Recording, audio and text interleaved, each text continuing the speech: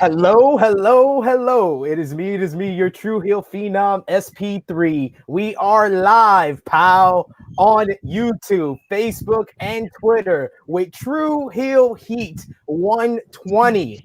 We want you all to drop us a like, drop us a heart emoji, share this video with all your wrestling fans, friends, and family. If you're watching on YouTube and you are new to True Heel Heat, drop us on that subscribe button, push the bell to always stay notified, tag a friend. If you're watching us on Facebook, we want to hear your thoughts in the live chat because this show is about you as we talk about WWE WrestleMania 37 week. Boy, oh boy, it is a lot to get into on this edition of True Heel Heat. We will be discussing the final week 72 of the Wednesday Night Wars with AEW Dynamite featuring the Young Bucks heel turn and WWE NXT TakeOver Stand and Deliver Night 1 featuring a tremendous Walter versus Ciampa battle.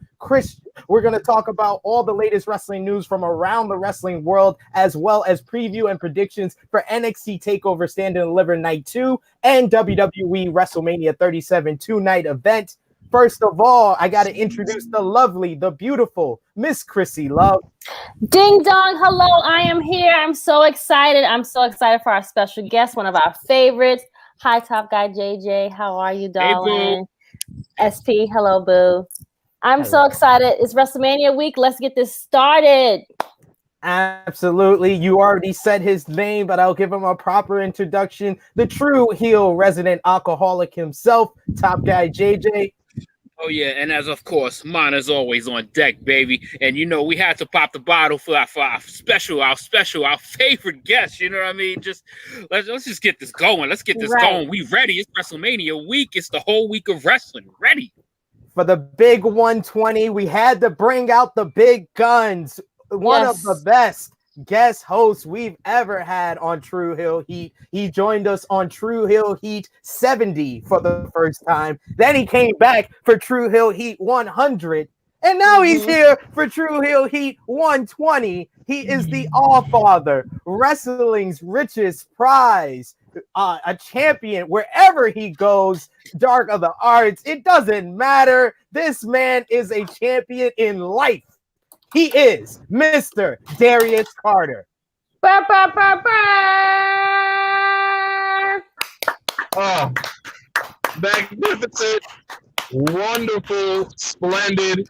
A round of applause. I knew that if I was going to do one of these podcasts, I was going to talk about WrestleMania, if I was going to do a roundtable sort of situation, I had to do it with you all.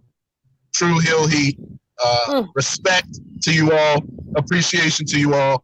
You understand what it is. You understand what it is. You can smell it in the air. You can feel it in your blood, baby. The All Father talking to you. Hey. Live and in living color and traveling in style in Tampa for WrestleMania week. You have a lot of things going on. So we're going to start this True Heel Heat Hot. Before we get into any news, we talk about the roll call, all the other stuff we do usually to kick things off. You know, I usually say for our special guest, you know, introduce yourself, but you've been on here enough times. I think they already know you, but you're a man that is busy because you're in Tampa for WrestleMania week, and you just made a big announcement on your Twitter. So if you can, please share that with the folks watching us live on True Heel Heat 120. Yes, so I was actually waiting for it to be announced, but I landed in Tampa. I needed to get it out of my system. I needed to make the statement. It's no surprise that Faye Jackson had interfered in my match with Billy Dixon at Paris is Bumping, the beginning of this whole situation with Billy Dixon. And then at Cassandra Cup, she called me out again. She spoke my name. She didn't put any respect or reverence on my name. So I have to do something about it. So Faye Jackson has a gray sweatpants battle royal that she's fought for a very long time. I've seen her, scratch and claw to make this match actually happen. And now it is.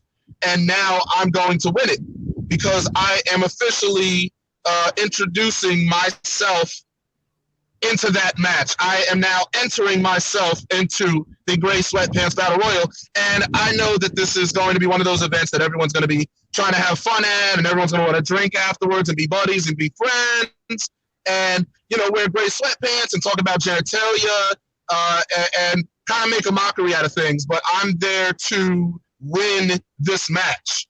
What happens when Darius Carter wins the Gray Sweatpants Battle Royal as produced by the collective at GCW? What happens then? That's what this is about. It's literally about seeing an opportunity and seizing it and making the most out of it. And that's what this is about. This is how Faye Jackson gives back to Darius Carter. Uh-oh.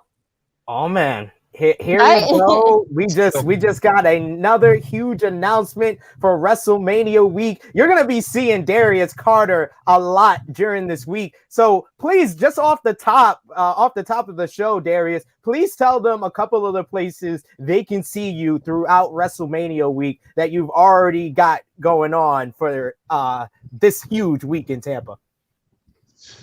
Well, listen, there's not much I can say right now, unfortunately. You know what I mean? I'm just talking about the Gray Sweatpants Battle Royal right now. So I can't sit here and point at the map for you. And even if I could, would I? You know what I'm saying? Listen, all I'm saying is keep your eyes open. I am going to be around. I will be here. I will be checking out some shows. There's some top quality shows that I'm very interested in. Effie's Big Gay Brunch. I'm very interested in that event. I'm very interested in the Beyond Time Capsule event, which is interesting to see that happen and be a thing. Studio tapings. I was known as the king of studio tapings. So yes, it was. I'm interested in seeing what gets produced, and I'm just like, this is just, for me, it's just getting yourself involved in the situation, getting yourself involved in what's going on, getting yourself involved in the phenomenon. I had the perfect break to do this, the perfect time to do this. I wanted to come out here and just see what's going on in a lot of different levels. So we'll see what happens with Darius Carter. But I am here. As you can see, I'm in full effect. Never a failing grade. You know what I mean? So I'm excited. I'm very, very excited. You're going to see what happens. You're going to see. But Faye Jackson's Battle Royal, that is going to be something. I'm telling you right now, people do not know. People have no idea. I'm telling you, people think this is a game, this is a joke. Everyone's going to be having fun. I'm here on business. I'm here on the dime. I'm here on the money. I'm here to gain a greater position in this business and in this career. This isn't a joke to me. This isn't a Friday booking on my calendar. This is something that I need to seize and manifest. And I don't think people are taking it that seriously. And I am going to take advantage of it. Anybody that's hanging around and having fun, I'm going to grab you. I'm going to throw you, or I'm going to provoke you to get eliminated. I'm going to find a way to win this match. I'm telling you right now, I am going to find a way to succeed here, and the world will have nothing to say. They don't know what yeah, you're surprised. See, you guys, you'll understand because you're real ones, but these people out here, I'm going to shock the world. I'll shock you with the Battle Royal. That's how Darius. Ain't no surprises here. Right. What happens now? The cameras are on me. I'm the last one in the ring. Are you going to fade to black? You going to shoot off? Come on now. They're not ready. Get that name on the bottom. They're not ready for it at all. I'm on the next level. I'm on another plane right now. I'm telling you, I exist on the astral plane, and I'm coming into the reality of the situation, and I'm waking you up. People are sleeping, and I'm waking people up. Under the sunlight, under the sunshine, under the spotlight, Mr. Darius Carter is here, and that's all I got to say about that. I put him back down just to put him back up again. Yeah.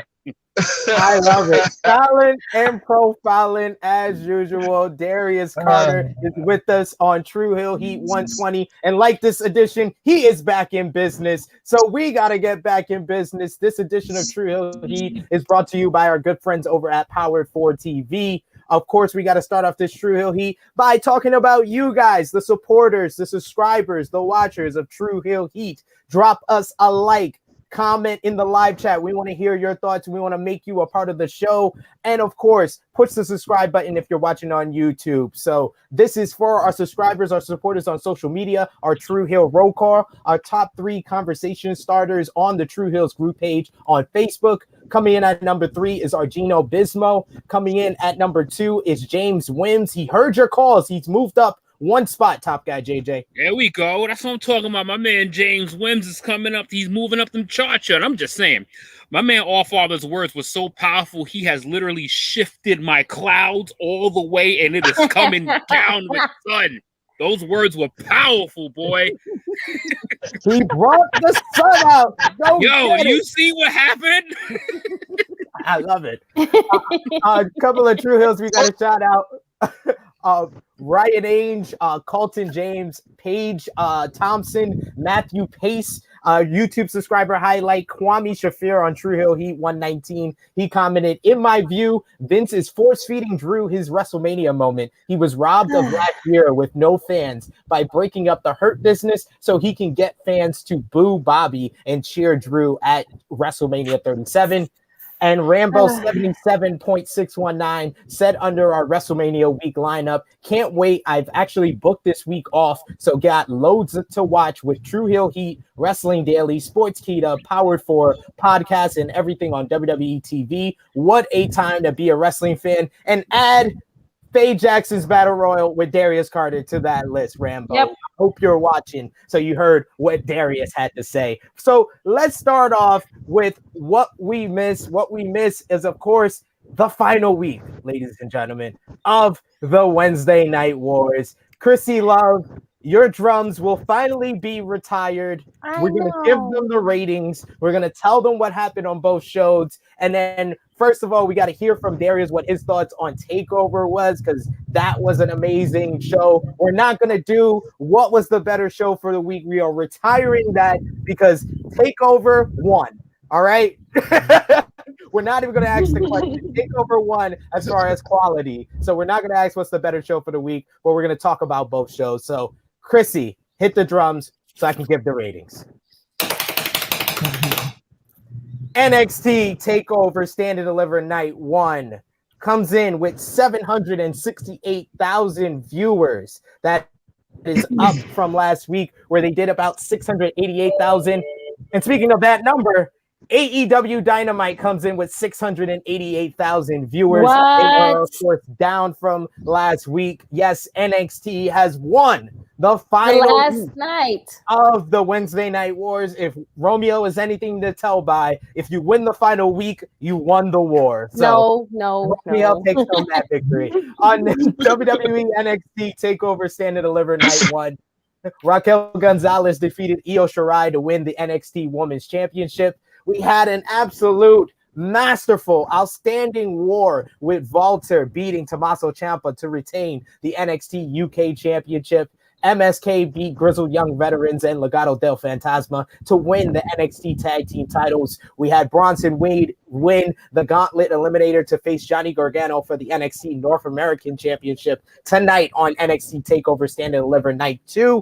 And Pete Dunne defeated Kushida in an excellent opener. Over on AEW Dynamite, the Young Bucks turned heel, hitting Jon Moxley with a super kick after their conflicting feelings being against AEW World Champion Kenny Omega and the Good Brothers in a really good trios main event. The Inner Circle challenged the Pinnacle in a blood and guts match on May 5th, and then the Pinnacle attacked Chris Jericho with Mike Tyson coming out for the save. We had Darby Allin defeat JD Drake to successfully retain the AEW TNT Championship.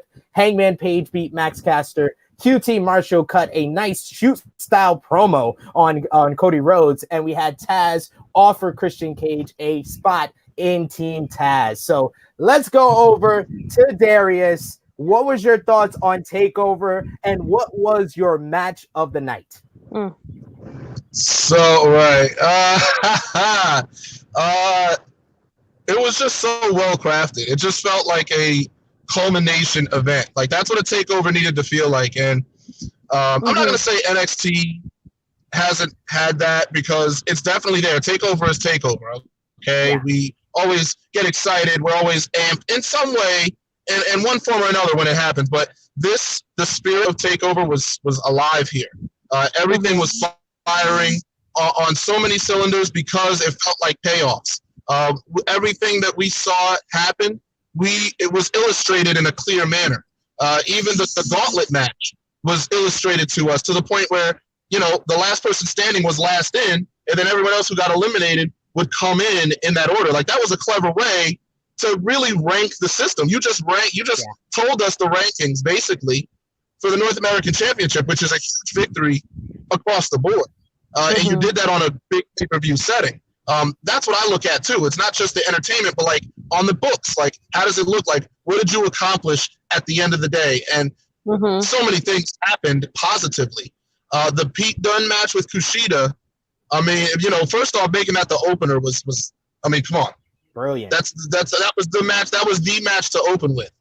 And I was so happy when I was like, all right, this is the way. And they delivered the exact match they should have, and it was just, and again, we saw that build up through the gauntlet from the Battle Royal. We saw that build up with Pete coming to his face, coming up, interrupting Kushida's interview, talking about technical wrestler. So we saw this illustrated over the last 4 weeks.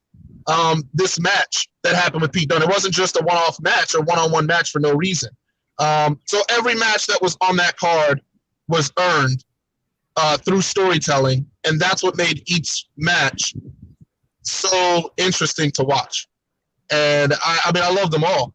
Of course, the Walter and Tommaso Ciampa, in my opinion, Ciampa's best match in NXT. That was, what it needed to be. Everything it needed to be. You know what I mean? Your friend was kidnapped, or may or may not have been kidnapped. There's a lot of weird things going on. You know what I mean? But I like how that they loom over this match. You know what I mean? It's not, we weren't waiting for Imperium to show up. You weren't waiting for some type of chicanery or tomfoolery. We just got a straight up match, and that's great for Walter, because Walter, it's great to have the number when you're a long reigning champion. I love that. That's my thing. Being BCW champion almost 900 days, like, that's my thing. I love to count the days because it shows how long I've been on top. You know what I mean? When you get to those hundreds and 200s and 300s, and I keep reminding you every day, like, you're like, oh man, he's got to be good. Like, he's holding it down in all these places. You know what I mean? 230 days, Warriors of Wrestling champion. You know what I mean? Coming up on 90 days as Dark Arts champion. I mean, these are the things, Pro Wrestling Magic, these are the things that you talk about, you get to review on these forums. And that's what we are looking to do at the end of the day. And the point being is Walter and Ciampa had the exact match that they should have had. I love that match. I mean, that had to be my personal favorite. But it's hard because the women's main event was so good, and the opener was so good. It's hard to, it's almost like you're picking for a personal reason more than, because one match was better or not better. You know what I mean? It's maybe you're more invested in one storyline. That's why you like that one match better. That's how close it was, because Raquel and Io was another one that was so well done, and it just took so much of Io to put Raquel down. She hit her with everything, and she still lost. And that was a statement. Like, Io could not have done more. Io hit the moonsault twice. She hit this crossbody off the top of the skull. How much more did Io have? The crossface was locked in, and Raquel was like, "You, powerbomb." Powerbomb again. And it was just like, oh, man. And I was so happy for her. I'm not going to lie. Like, I'm really sad it's not Dakota, but I'm happy for Raquel. You know what I mean? But Dakota's it may coming. lead. It may lead to a Dakota right. Raquel match. So That's what I've been saying. I know. I get it. I get it. Trust me. I'm just saying. With the story of Dakota and how far she's had to come to get to where she is, it would have been really something to see Dakota get that 3 count on Io in some capacity. You know, you can do it the other way around. Whatever they're about to do, they could do it the other way around. And I'm just saying, I just like Dakota kind of being a queen bee because she set this all up. She's the one who brought Raquel in. You know what I mean? Yeah. She's the one who did the turn. She's the one who did the turn at War Games that is one of the most memorable turns in recent memory. You know what I mean? Yeah. So it's like you got to pay that off. And you got to pay that off. And I just think her getting the chance to finally win, because last time she didn't get to have Raquel in her corner, if we remember. So it would have been nice to. It would have been nice to, like, all right, she finally wins it, but all right, you won it because of Raquel, basically. And now it's like, Raquel's like, not for nothing. You know, maybe she faces Io in a singles match, and then she beats Io, and now it's clear that Raquel is the number 1 contender, and Dakota is champion, and Dakota's like, so, what's up? And Raquel's like, yeah, I'm number 1 contender. I gotta come for you now. And Dakota's like, what do you mean? You know what I mean? Like, it would have been nice to see that personality contrast there, where it's like Raquel is like really like the bulldozer now. Raquel is really gaining her confidence, and she's almost realizing she doesn't need Dakota, but Dakota's the champion. And it would have been a nice. It would have been a nice storyline. I get that that's not what they're going with, but I would have liked that for me to see Dakota pay off. You know what I mean? But yeah, I love Raquel, and I'm happy. I'm so happy for her in a way that I'm happy for Angelo Dawkins, who was in development for so long and then found their success on major levels. Angelo was down there a long time, over a decade, and then it's like, you know what I mean? It's like now you get your spot, like, and now he's one of the top tag teams in the world. Everybody, so what do you do about it? Huge opportunities. You love to see it, especially when they're working that long someplace. You love it. So, Krssi, what was your thoughts on the main event with Raquel Gonzalez getting the win over Io Shirai? And apparently, we now have rumors coming out. The question was asked to Triple H. There's rumors that Io Shirai will be called up to the main roster. So, which brand do you see her heading to? Wow. Already? What are your hopes for Io? Okay, my thoughts on the match. I thought Io helped Raquel a lot during the match because it was mostly for a point. It was mostly like all Io. Io was the one that was like dominating the match and trying to just put her down, but she wouldn't stay down. And I feel like she was kind of a little bit carried, but also I thought the match was well done. I'm sure this is going to be a lead up to Raquel and Dakota. I never thought about what Darius said about reversing. That's not actually a bad idea. I would have loved to see that now that he has said it. That would have been a great idea. But WWE and their ideas and what they do, they don't really listen or try to like think things through the whole way. So that would have been a great idea. But we'll see the reverse and see what happens. I guess they're gonna make Raquel maybe more of the baby face and make Dakota the heel, and try to just take this belt and this reign.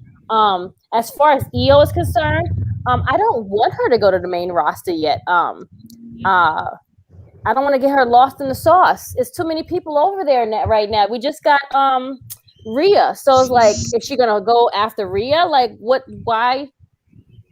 I hope she's not going to the main roster. If she does, where would we put her? I guess she would go to SmackDown because we can't put her with Rhea because Rhea's on Raw. So we got to put her over on the other. We're gonna put her the blue brand.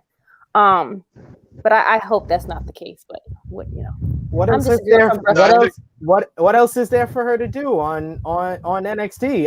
I mean, she was a champ for 300 days. I mean, I just feel like listen. There's a place for a standard bearer. Okay, you don't need to have too many of them, but it's good to have a standard bearer, someone who can wrestle anybody, like Zoe Stark, for example, or then go out there and wrestle Raquel, like we just talked about. or go out there and wrestle, Aaliyah, or go out there and wrestle Mercedes Martinez, and then Toni Storm. Like, Io is that constant right now. I agree. I think you keep her. I think you keep her there. You don't need to rush people. She's good where she is for now. Then that's what it is. Exactly. Yeah. And when it's time, you move her up, and that's it. It'll probably be SmackDown for the same reason, just because, you usually alternate the big name arrival. You just did the Rio on Raw. Now the next would go to SmackDown. If you're going to do the draft and be serious about it, you have to do it like a business. You got to draw it down. You got to draw down the line. That's how the 2002 draft was so fun, because we saw Undertaker go to SmackDown. We saw Triple H. You know what I mean? Like, we saw actual changes, and it affected the shows. If the draft doesn't affect the show, then you're not going to see a difference. It's a very simple thing that you need to do, and these are your opportunities to do it. But Raquel, Io's good where she is right now. People need to be in the ring with her. Io is a gift. Io's legitimately, to this day, one of the best in the world, right there with Mako Satomura as just top. How do you get better? And so to the fact that she's wrestling every week, and that them girls in the locker room can wrestle her any given week, you need to keep her in NXT. She needs to be in there with Zoe Stark. She needs to be in there eventually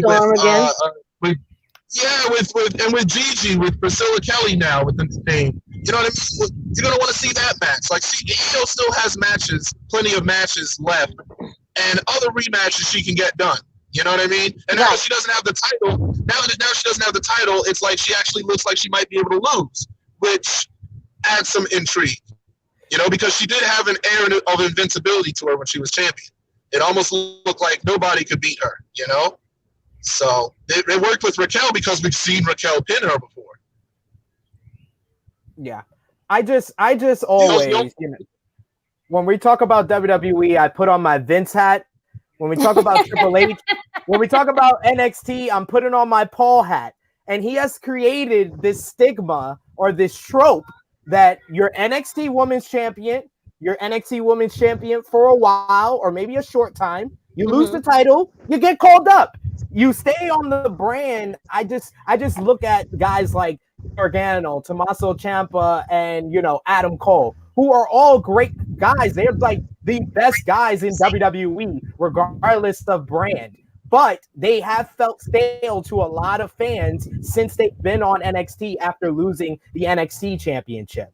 So I don't, although it would be new with the woman to do that. So I love their creativity with doing something new, having a standard bearer on the roster. They've created the stigma where if Io is on NXT too long after losing the title, she's going to become stale.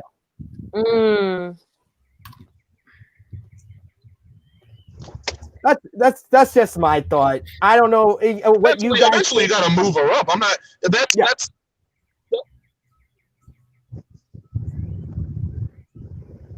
Hey, what happened? I think we're having a little lag. Maybe. Yeah. He's in Zombieland. It's Florida, man. It's this. Can you hear me? Yeah, I hear you now.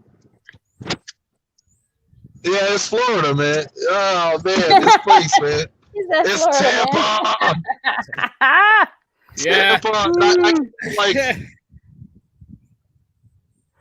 We got a couple of while he's I mean, it's kind of one of those things that just calling on the I had the privilege of joining the Richie Moon on his live show a few days ago, and we kind of talked about the similar thing, and the fact that I just love that it was kind of an opposite effect of what was going to happen with the Io and Raquel. Like, basically you had the heel that was usually the dominant person, and then babyface has a few moves and they takes it at the end. It was kind of reverse.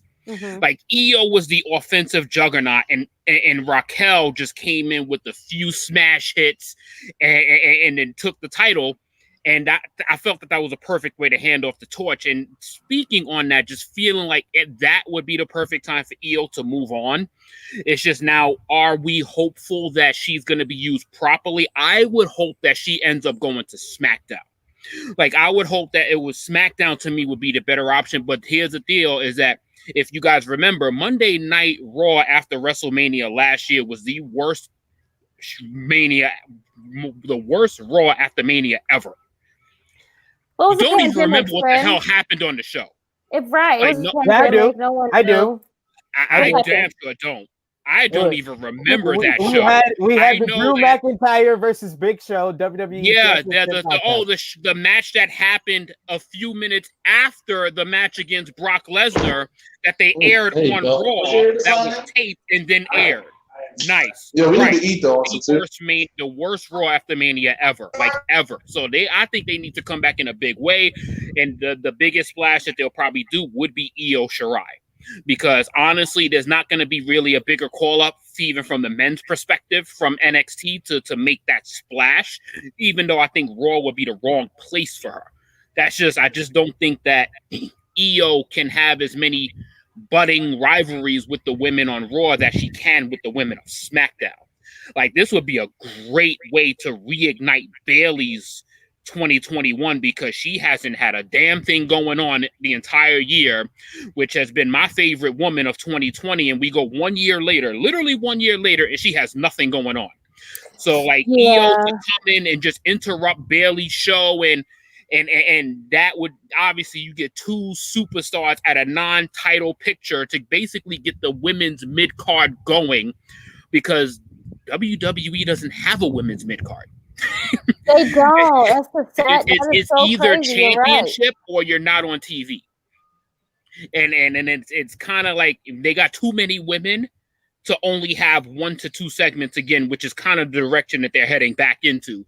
So they need to get some revitalization to that women's division. Io injected into SmackDown, to me, would be my ideal choice for Io. We know the call-up is coming.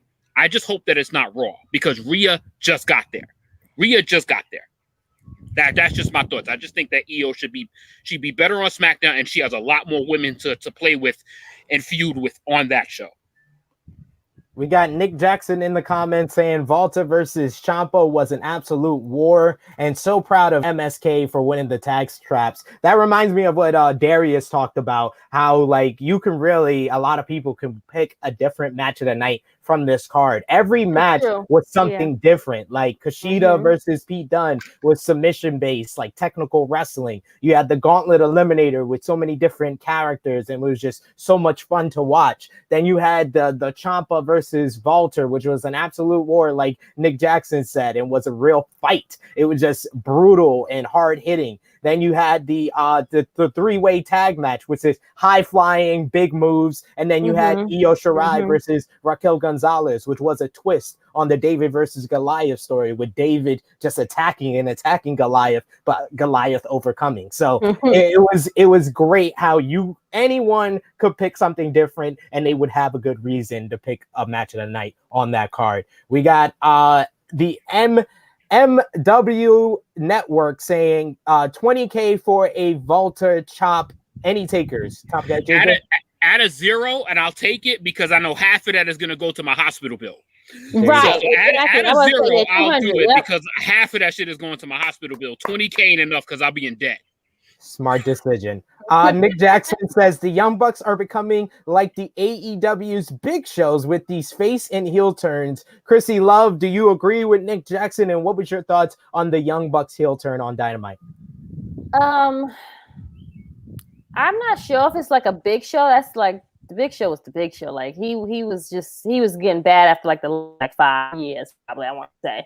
I wouldn't call that's a real low blow, Nick. Usually I agree with you, friend.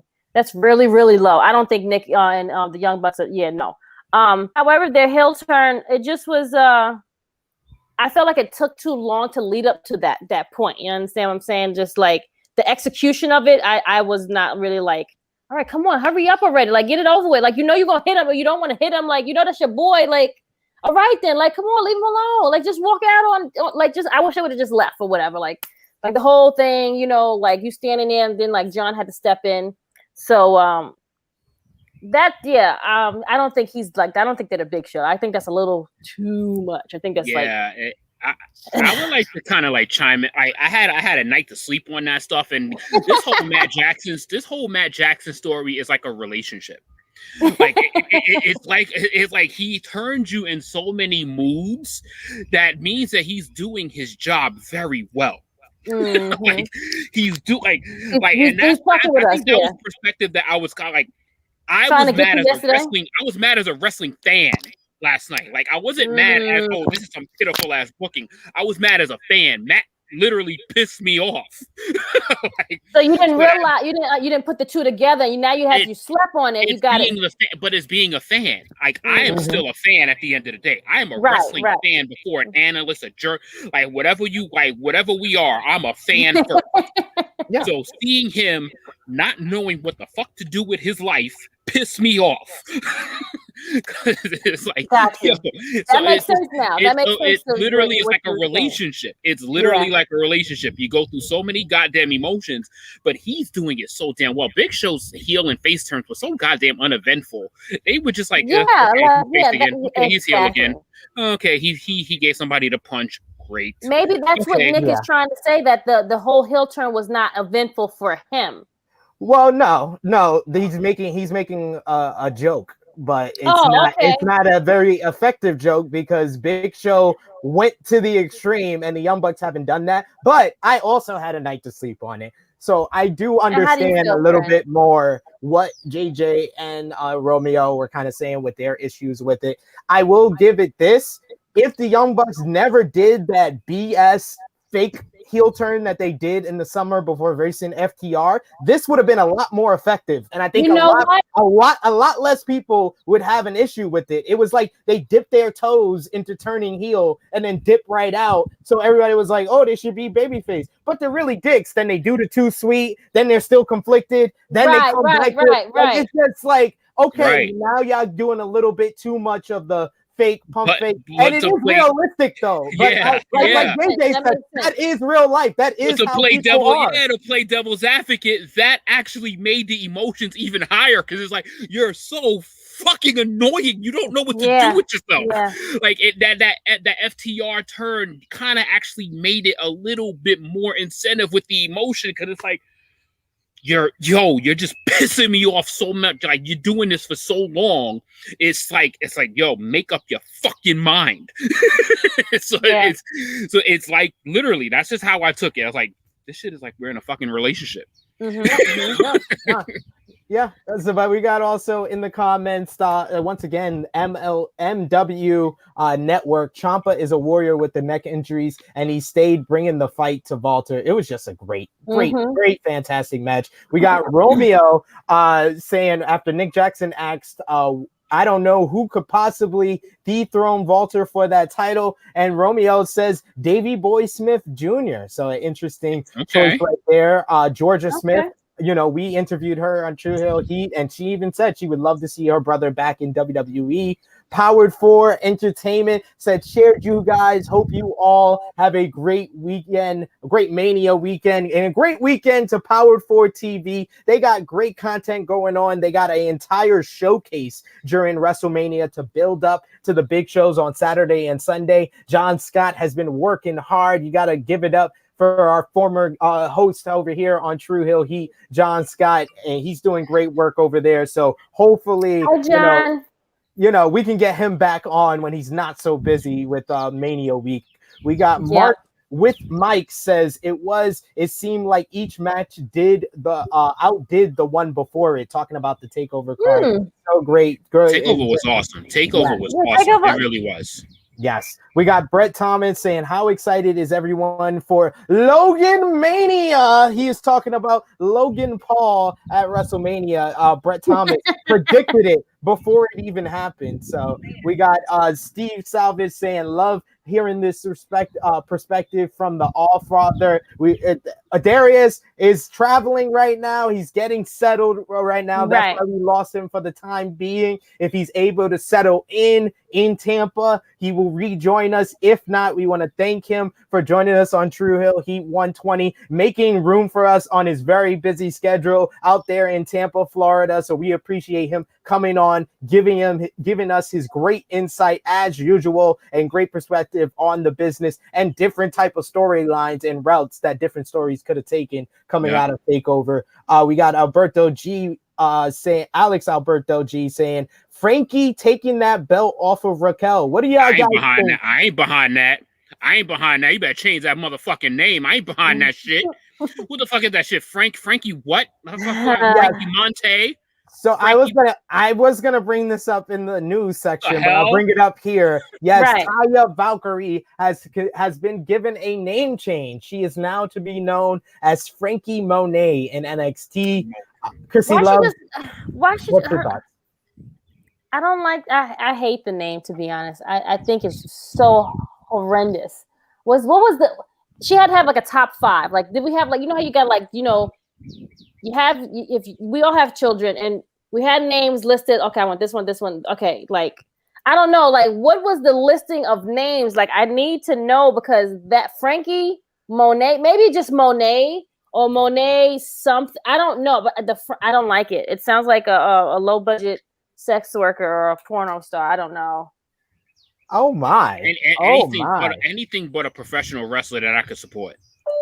Oh my! We got an interesting one from Alex Alberto G. What's the difference between Io and Shida? They're similar to me. Well, Shida is like dark. What? She's mysterious and also crazy. That's right. She's controlled by someone. Have we watched Shida matches? And Shida is just hard hitting. She's more like a hard hitting more style. She's more like Nakamura becoming the King of Strong style. Literally, like I was like, yo, Shida is strong style. Shida is strong style. Yeah, that's the difference right there. Io's a daredevil and Shida is strong style. the best male comparison for Io is Kota Ibushi. Where Io could do the hard hitting style, and she's very effective when she does the hard hitting style, but she's just an amazing high flyer. And they with WWE, they just know that is the thing that's gonna put eyes on her and make gifts and make posts on social media. So that's why they have her rely on her high flying ability. And then we got what else we got here? We got Marks with Mike saying, God, please no, keep Io on NXT until after Mania. And then we also got Jason Michael Campbell said, why did I switch over from Facebook to YouTube? Oh, I know. I can watch you on my big screen. Yes. Watch us on your big screen, guys. There you go. Making some smart decisions. You see, I like the positive comments. You know what I mean?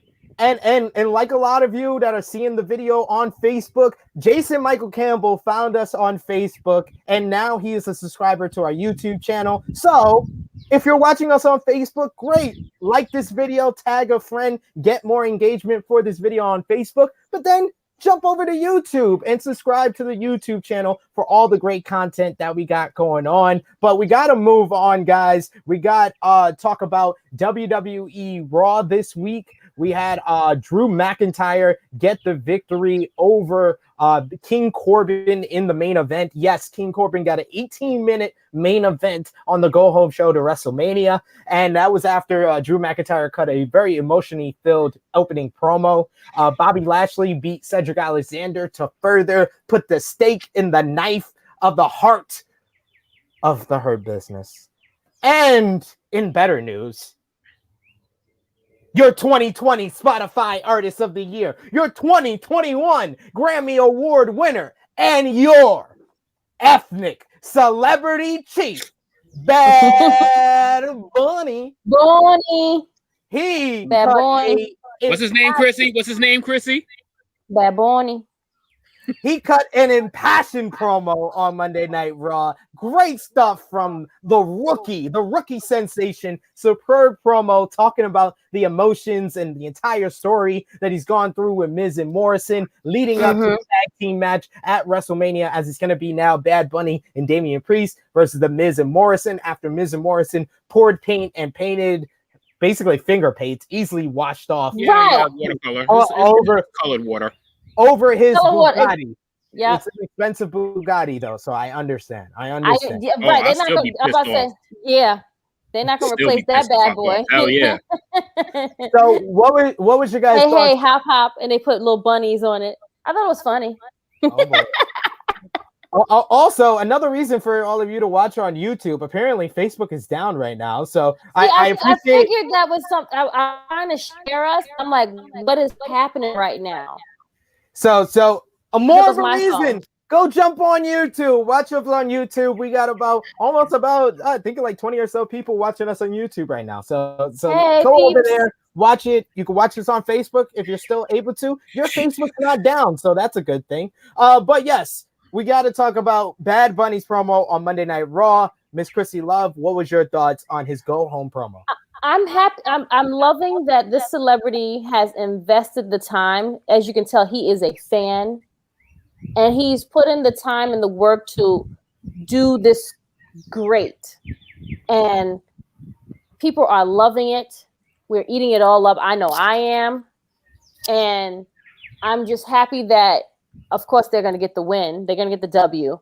But I'm just happy that he put in the time and the effort. He's been with us since Royal Rumble, and he's vested all of these months and time to like give us this great match. So I love it. I love the promo. Like you said, it was just horrible paint job, but it was finger paint. But I thought it was hilarious on his Bugatti, which is a very expensive car. So WWE is not going to like have one of the, mess this up and replacements. No, we're going to just put a little thing, like have children finger paint all over it and call it a day. But I'm loving the whole thing with my friend Bad Bunny. Bad Bunny, Top Guy JJ. What was your thoughts on the final build for McIntyre and Lashley, with Lashley murdering Cedric and the Hurt Business while Drew defeated King Corbin? I am 100% disappointed in this entire situation right now because we didn't need this to make Bobby Lashley or Drew McIntyre look any better. Yep. Like the odds would have just looked even. Like if you're going to create this moment for Drew McIntyre or you're going to create this moment for Bobby Lashley, like how about keep the goddamn faction together? And when WrestleMania comes, this is what people do. The gang comes out. Bobby sends everyone to the back, handles his business on his own, win or lose. Hurt Business stays where they are. If you're going to give Drew his fucking moment, don't do it at the expense of breaking up the best goddamn thing you have in the fucking company right now. Like, breaking up the Hurt Business was literally the dumbest thing ever. Yeah. Like, and the reason why it's dumb, honestly, and it was for no reason. Yeah. There's no reason for it. Like the Hurt Business merch was on fire.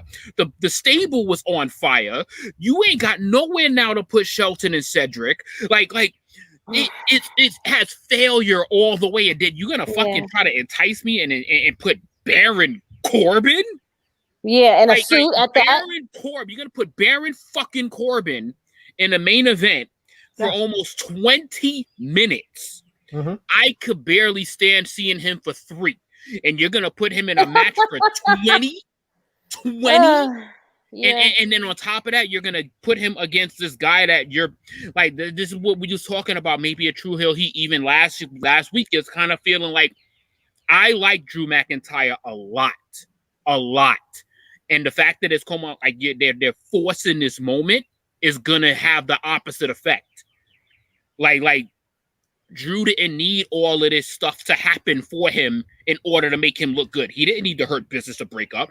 He didn't need to look weak going into Mania. Why couldn't it just be 2 badass bulls having some matches, going at it? They get torn up. They get like the gang of 35, 40 people trying to keep them separated. Why does one have to look weak going into the fight? This is just so dumb. It's so dumb. It benefits no one, because if Lashley loses, I'm fucking pissed because you just forced this McIntyre moment in my face at the expense of the Hurt Business. And then if Lashley retains, it's like, how the fuck did y'all break them up? So it's gonna be the same question, either result. Pretty much, yeah. Couldn't say it better myself. We got. Nick Jackson was surprised to hear that Frankie Monet is Taya. He says, "What? That's Taya?" We got Jason Sorry Michael. To break that horrible news to you. Jason Michael Campbell saying, "Who's excited to see Bow Wow in the ring?" Bow Wow, yippee yo, yippee yay. Nick Jackson also says, "Dang, Bad Bunny could cut a promo. Good on him. Just didn't bother to watch Raw because I can't handle Baron Corbin on my TV." We got Joe. Like, you're gonna replace the Hurt Business with him? With him? Yep. MW Network says Vince breaking up the Hurt Business was simply Vince showing how big his balls were, that he can do whatever he wants. Lashley and MVP plus so many agents and creative were begging Vince not to break them up. Yes. Couldn't say it better myself. Keep those comments coming in the live chat, YouTube, the thing Facebook. is that we all agree to that, but it's like, all right, we already know this. We already know he owns everything there. Why break up something that everyone Makes sense. Yeah. It's just dumb. It's just dumb. No goal, answers to this. His goal is for Drew to be the biggest babyface, so he can't have reasons to like Lashley. So he took him away. I get it. So we also got to talk about what we missed. New Japan Pro Wrestling Sakura Genesis 2021. And yes, ladies and gentlemen, we have a new IWGP World Heavyweight Champion, none other than William Ospreay. Will Ospreay defeated Kota Ibushi in a 30-minute great main event to Sakura Genesis to become the first ever British-born champion in New Japan Pro Wrestling. That was a huge moment here, a controversial moment for a lot of people due to Will Ospreay's involvement in the speaking out movement, him blackballing Pollyanna, who was a rape victim, and supporting her alleged raper, the person that raped her, that was a friend of Ospreay's. So there's a lot with that. Also, him and B. Priestley were alleged to have talked down to such competitors as Sadie Gibbs in the past. So there is a lot there with Ospreay, and people feel like putting the title on him is rewarding him for his bad behavior. So what are your thoughts on Will Ospreay becoming the first British-born IWGP World Heavyweight Champion? Let's start with you, Top Guy JJ, this time.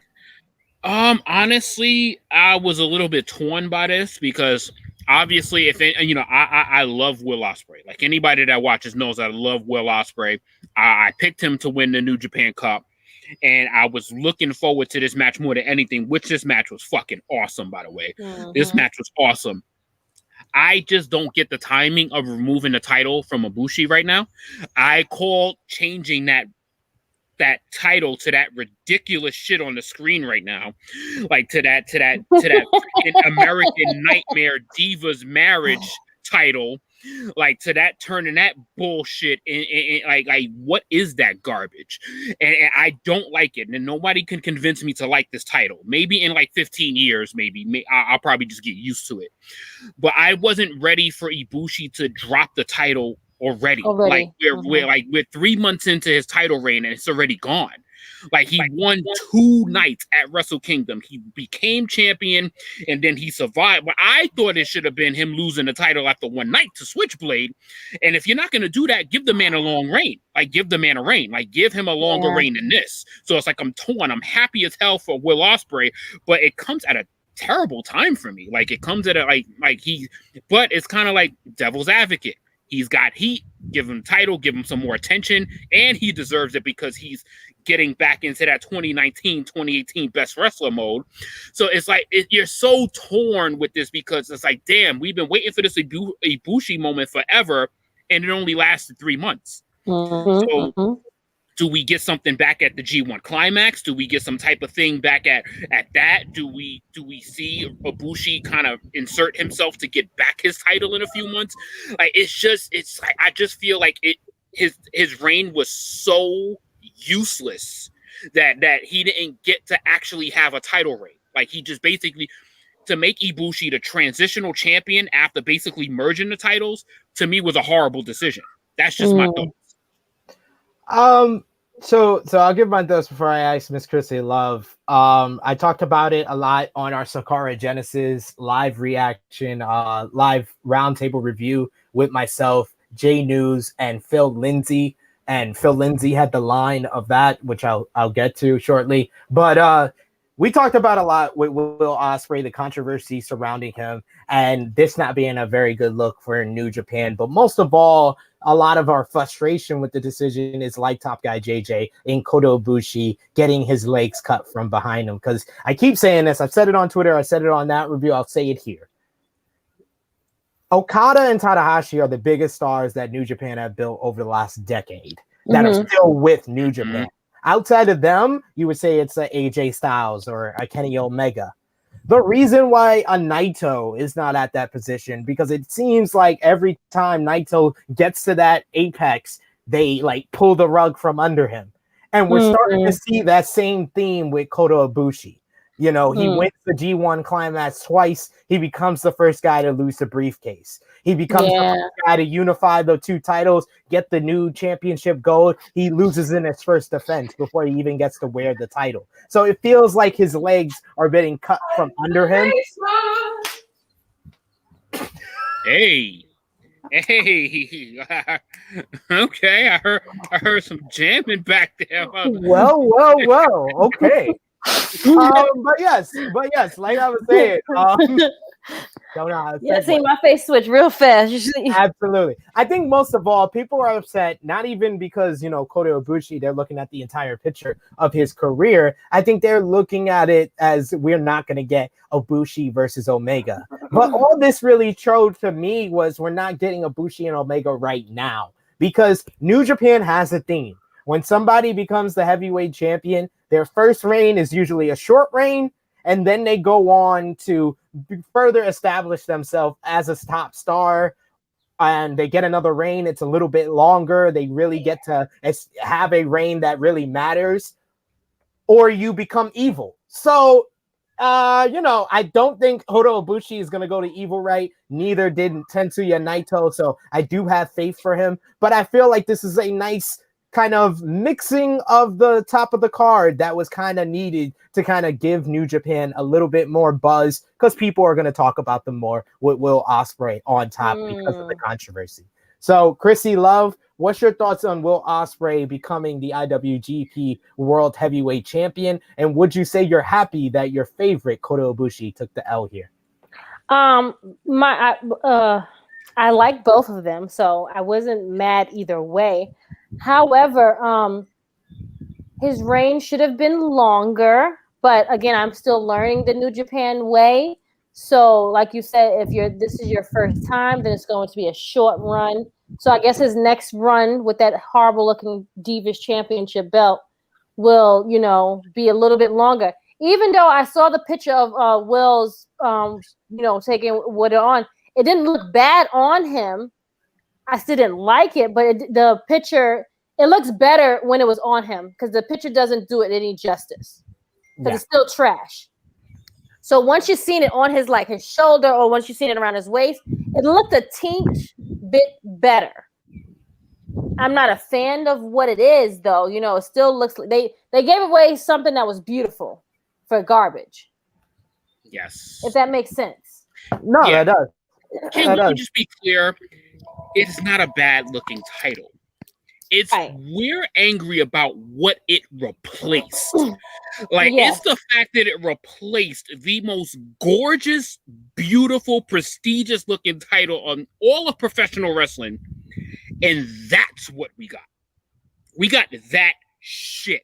If that was the only title that we've ever seen, we wouldn't be mad at it.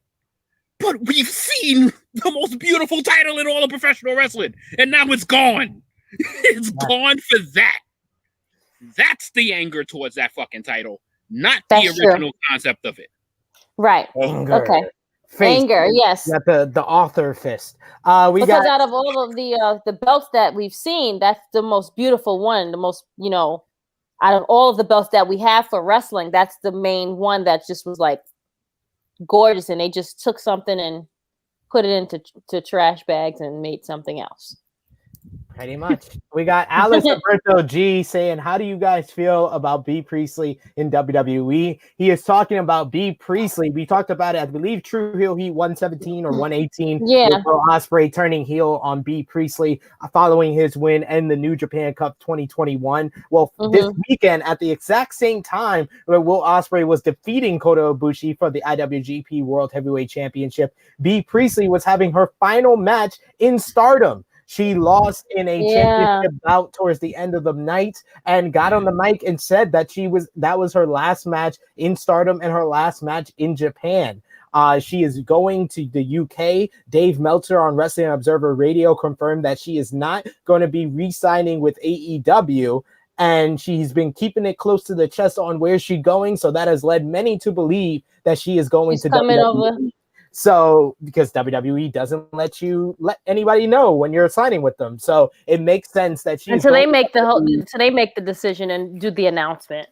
Yes, exactly. They want to dictate that.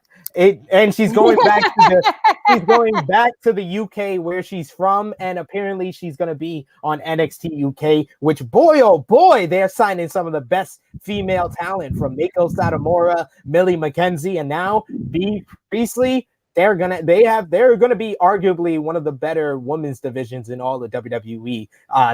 Probably towards the end of this year. We got the girl that was with Stephanie too. Is she going to the UK or is she staying here? The girl that was with Stephanie, Saraya. Yeah. Saraya is gonna be in NXT. Oh, okay. She's not going to UK. I'm sorry. I apologize. My bad. It's okay. Will giving Priestley the Ozcutter was a bad look, talking about Steve Salvage. Yeah, it was basically them doing a false domestic violence angle in wrestling, which is not cool. Yeah, we done WWE that shit.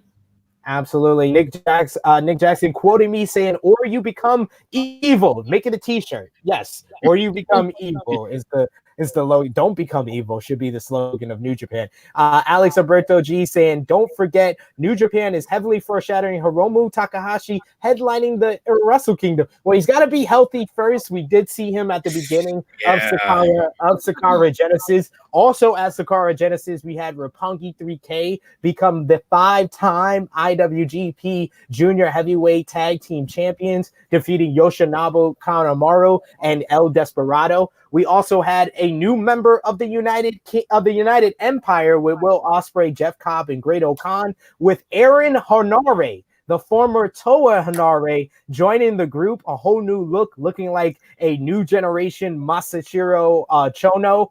And Phil Lindsay on our Sakara Genesis roundtable review live had the quote of that roundtable when he said that Will Ospreay gentrified Hanare. He went from Toa to Aaron. So that is gentrification, folks. If you don't know the definition, look it up or just watch New Japan and watch Aaron Hanare.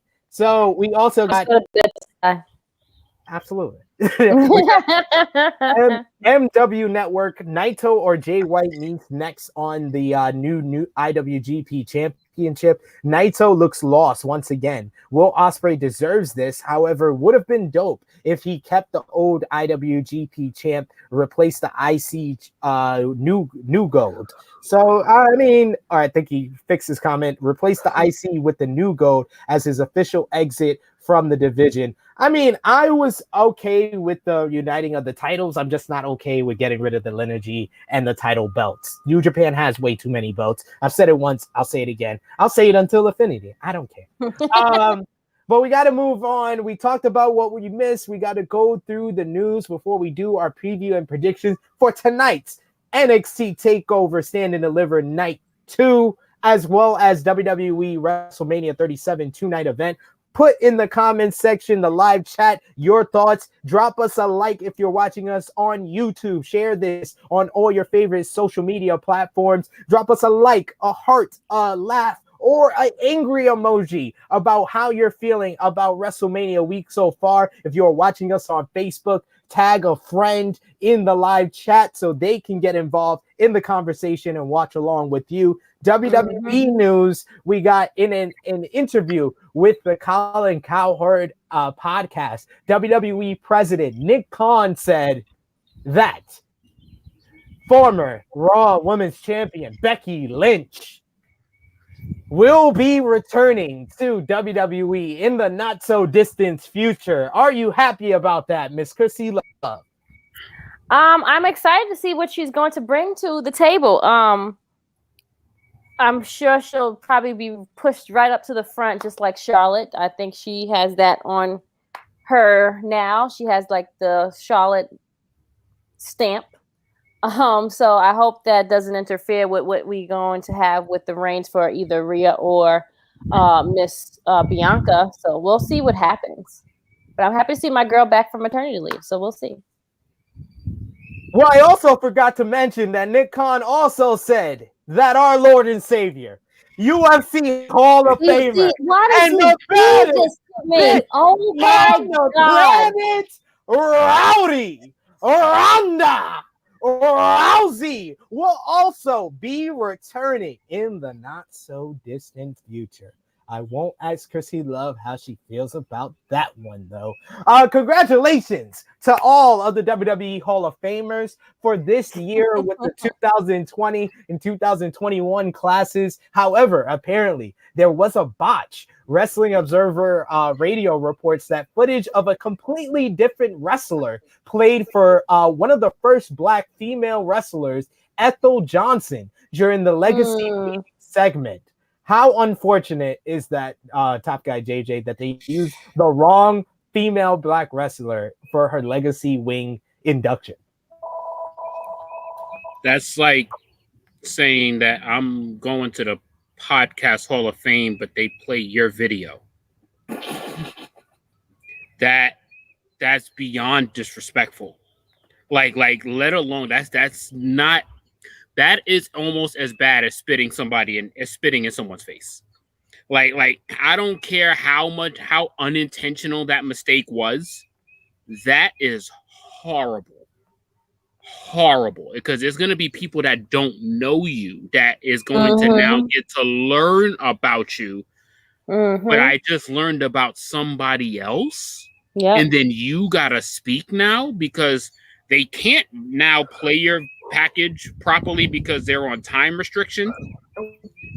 That is so wrong. That is so right. Wow. Like, why? I wouldn't even come out. I'd be like, here, send that motherfucker out here. Send that motherfucker you just played out. I ain't coming out to that shit. I'm sorry. I'm not coming out. Send the package that you just played. Send that motherfucker out. Not me. I'm not talking. You sound pissed. I would understand. I would be pissed. Like, come on, dude. Like that's some real disrespect, Joe. You're gonna introduce me but play somebody else's video and introduction? That's like almost like a prank. You would think so. Like you all would hope Black people look alike. Pretty much, yeah. Thank you, Miss Krssi Love. I was waiting for somebody to mention that because that's pretty much. They think that all of us all look alike when we're all shapes, sizes, and color. Like, I didn't even think of that because of how diverse all the we time. are. They always do this. Sorry to say it, but it's true. It is always happening. Like, I didn't think of that because of how diverse we are, but that's so disrespectful. That's so WWE may have a diverse roster, but they ain't diverse when it comes to behind the scenes. And that's I mean, we know that. That's digressed, but Jesus, like, yeah. I wouldn't come out. I just wouldn't come out. AEW news, a new report from Fightful Select has some insight on how the recent deal between All Elite Wrestling and Impact Wrestling, allowing wrestlers to cross over between promotions. It essentially kicked off last December when, of course, Kenny Omega captured the AEW World title with help from Impact EVP Don Callis. Omega then formed an alliance with Impact Wrestling tag team the Good Brothers, Carl Anderson and Doc Gallows. AEW wrestlers reportedly learned that a crossover between the two promotions could become a possibility last September. Additionally, Gallows informed Fightful that they'd been in talks with the Young Bucks about coming over to AEW since they were likely released from WWE in April of last year. Also, Gallows reportedly noted that Don Callis and Kenny Omega had been speaking about the idea for about a year before it finally took place. So a lot of what we always say about AEW, they plan things. It was thinking ahead, advance. It's like the AEW is on another. AEW's always they've been clicking on another level for the past year. So I was telling that to my brother today. I was just saying, like, dude, their storytelling is on a whole new level. Like, cause he's checked out a long time ago. He hasn't been watching. I'm like, dude, you don't know what you're missing. Like, NXT is going to another day. He was like, what? Like, yeah, you got to understand. Like, they are on a whole different playing field. Like, they're not even on the same field playing with WWE. They have bypassed Like they have surpassed them tenfold. The best thing about AEW is that they literally just competed with TakeOver Stand and Deliver last night, Stand and Deliver, and they literally delivered a show that had no comparison whatsoever to NXT last night. They are just keeping it marching with their own stories and not worried about competing because they know where they're going. Like it's so well done. AEW has been so well done. I think they have been having that mindset from the very beginning when they said, you know what? We're going to do what we do over here, and we're just going to keep that same energy all the time. We're not going to keep going back and forth, flip-flopping it. No, we're going to keep these stories. We're going to invest in these things and the long-term goal. And look what happened. They waved their white flag. We bow out. We're going to leave out gracefully. We won the last one for once out of how many weeks? 44? It's time to go. It's time to wave the flag, and we're going to go move on to Tuesdays. It's been nice knowing you. They didn't even do that. They just said, we're just going to move to Tuesdays. I believe our good brother, Romeo Anthony Colon, gave us the final count last night on Wednesday Night Warriors. It was about, I think, 60 to 10 and 2 ties in the ratings war in favor of I'm saying, like, that's craziness to me. It's called a beat down. It is. It's down. And shout out. Sorry, SB, go ahead. No, I said yikes. He's just saying yikes. It's just, and I'm surprised it took them this long to say, you know what? Let's just go to another night. They really thought that they had something and that they were going to beat the other team where it was really nothing to compare to. Like you're vested in certain things over here on NXT brand where AEW is vested in, like their thinking is totally different. And I wish they had that same thinking and mentality, like wash out everyone, let Vince, let's retire and Grace, go stay in Connecticut. You can take over the office. You can just sign people, but we don't need you changing up. You need to change up your mentality, your thinking, because it's not helping at all. It's really not. But he will die in that chair and with those headphones on to the very last day of it, if he has anything to do with it. All right, so we got in the comments here. Rambo, he's gonna get to it. Rambo, he's a good brother. He's a good A. He's following us on social media as well as here on YouTube. But what does he say? AEW sucks. Tyson is old news from 90s. He was hot. WWE have Bad Bunny and Logan Paul for the demo AEW say they got, and they still do. Instead, they bring in an attitude, guys. Shaq isn't as popular anymore either. Rambo, whether you realize it or not, that actually made WWE sound a lot worse than you meant to sound like, because they brought in a 2021 Grammy Award winner and a very popular YouTuber and still getting killed by AEW in the 18 to 49 key demo. So I don't know why you mentioned the demo. I don't know why.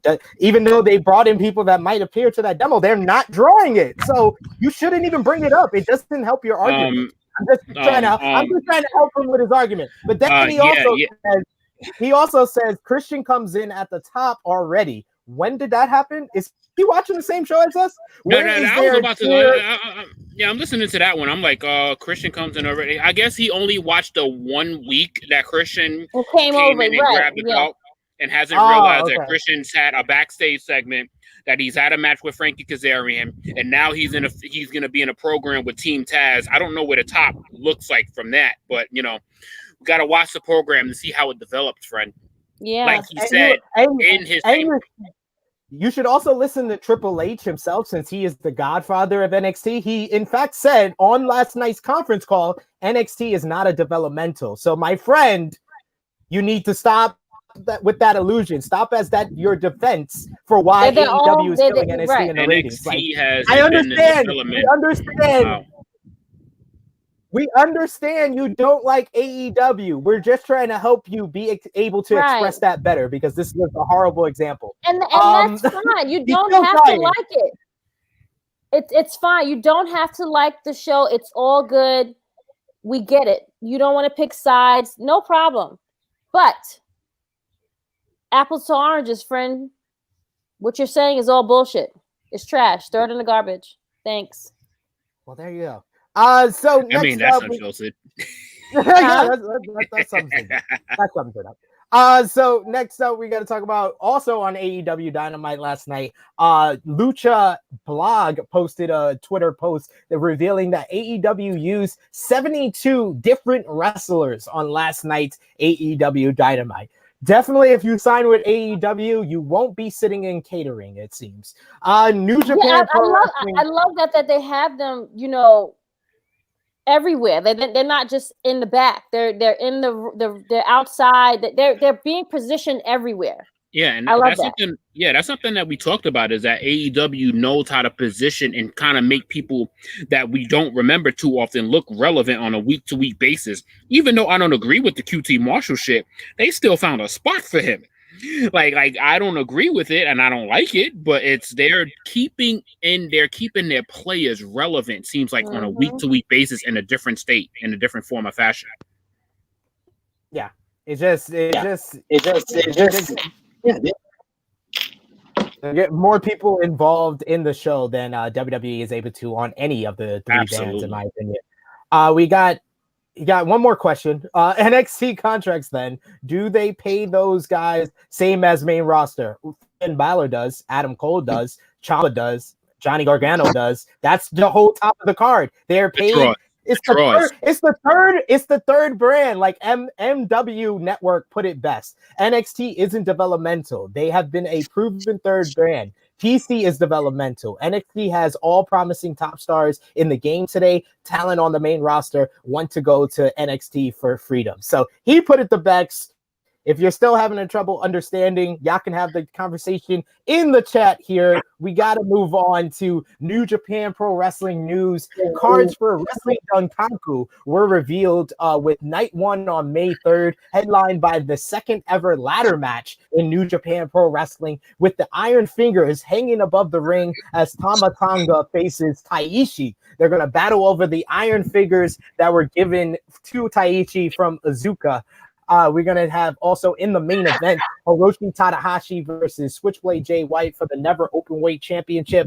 On night 2, May 4th, we'll have El Desperado versus Yo for the IWGP Junior Heavyweight Championship.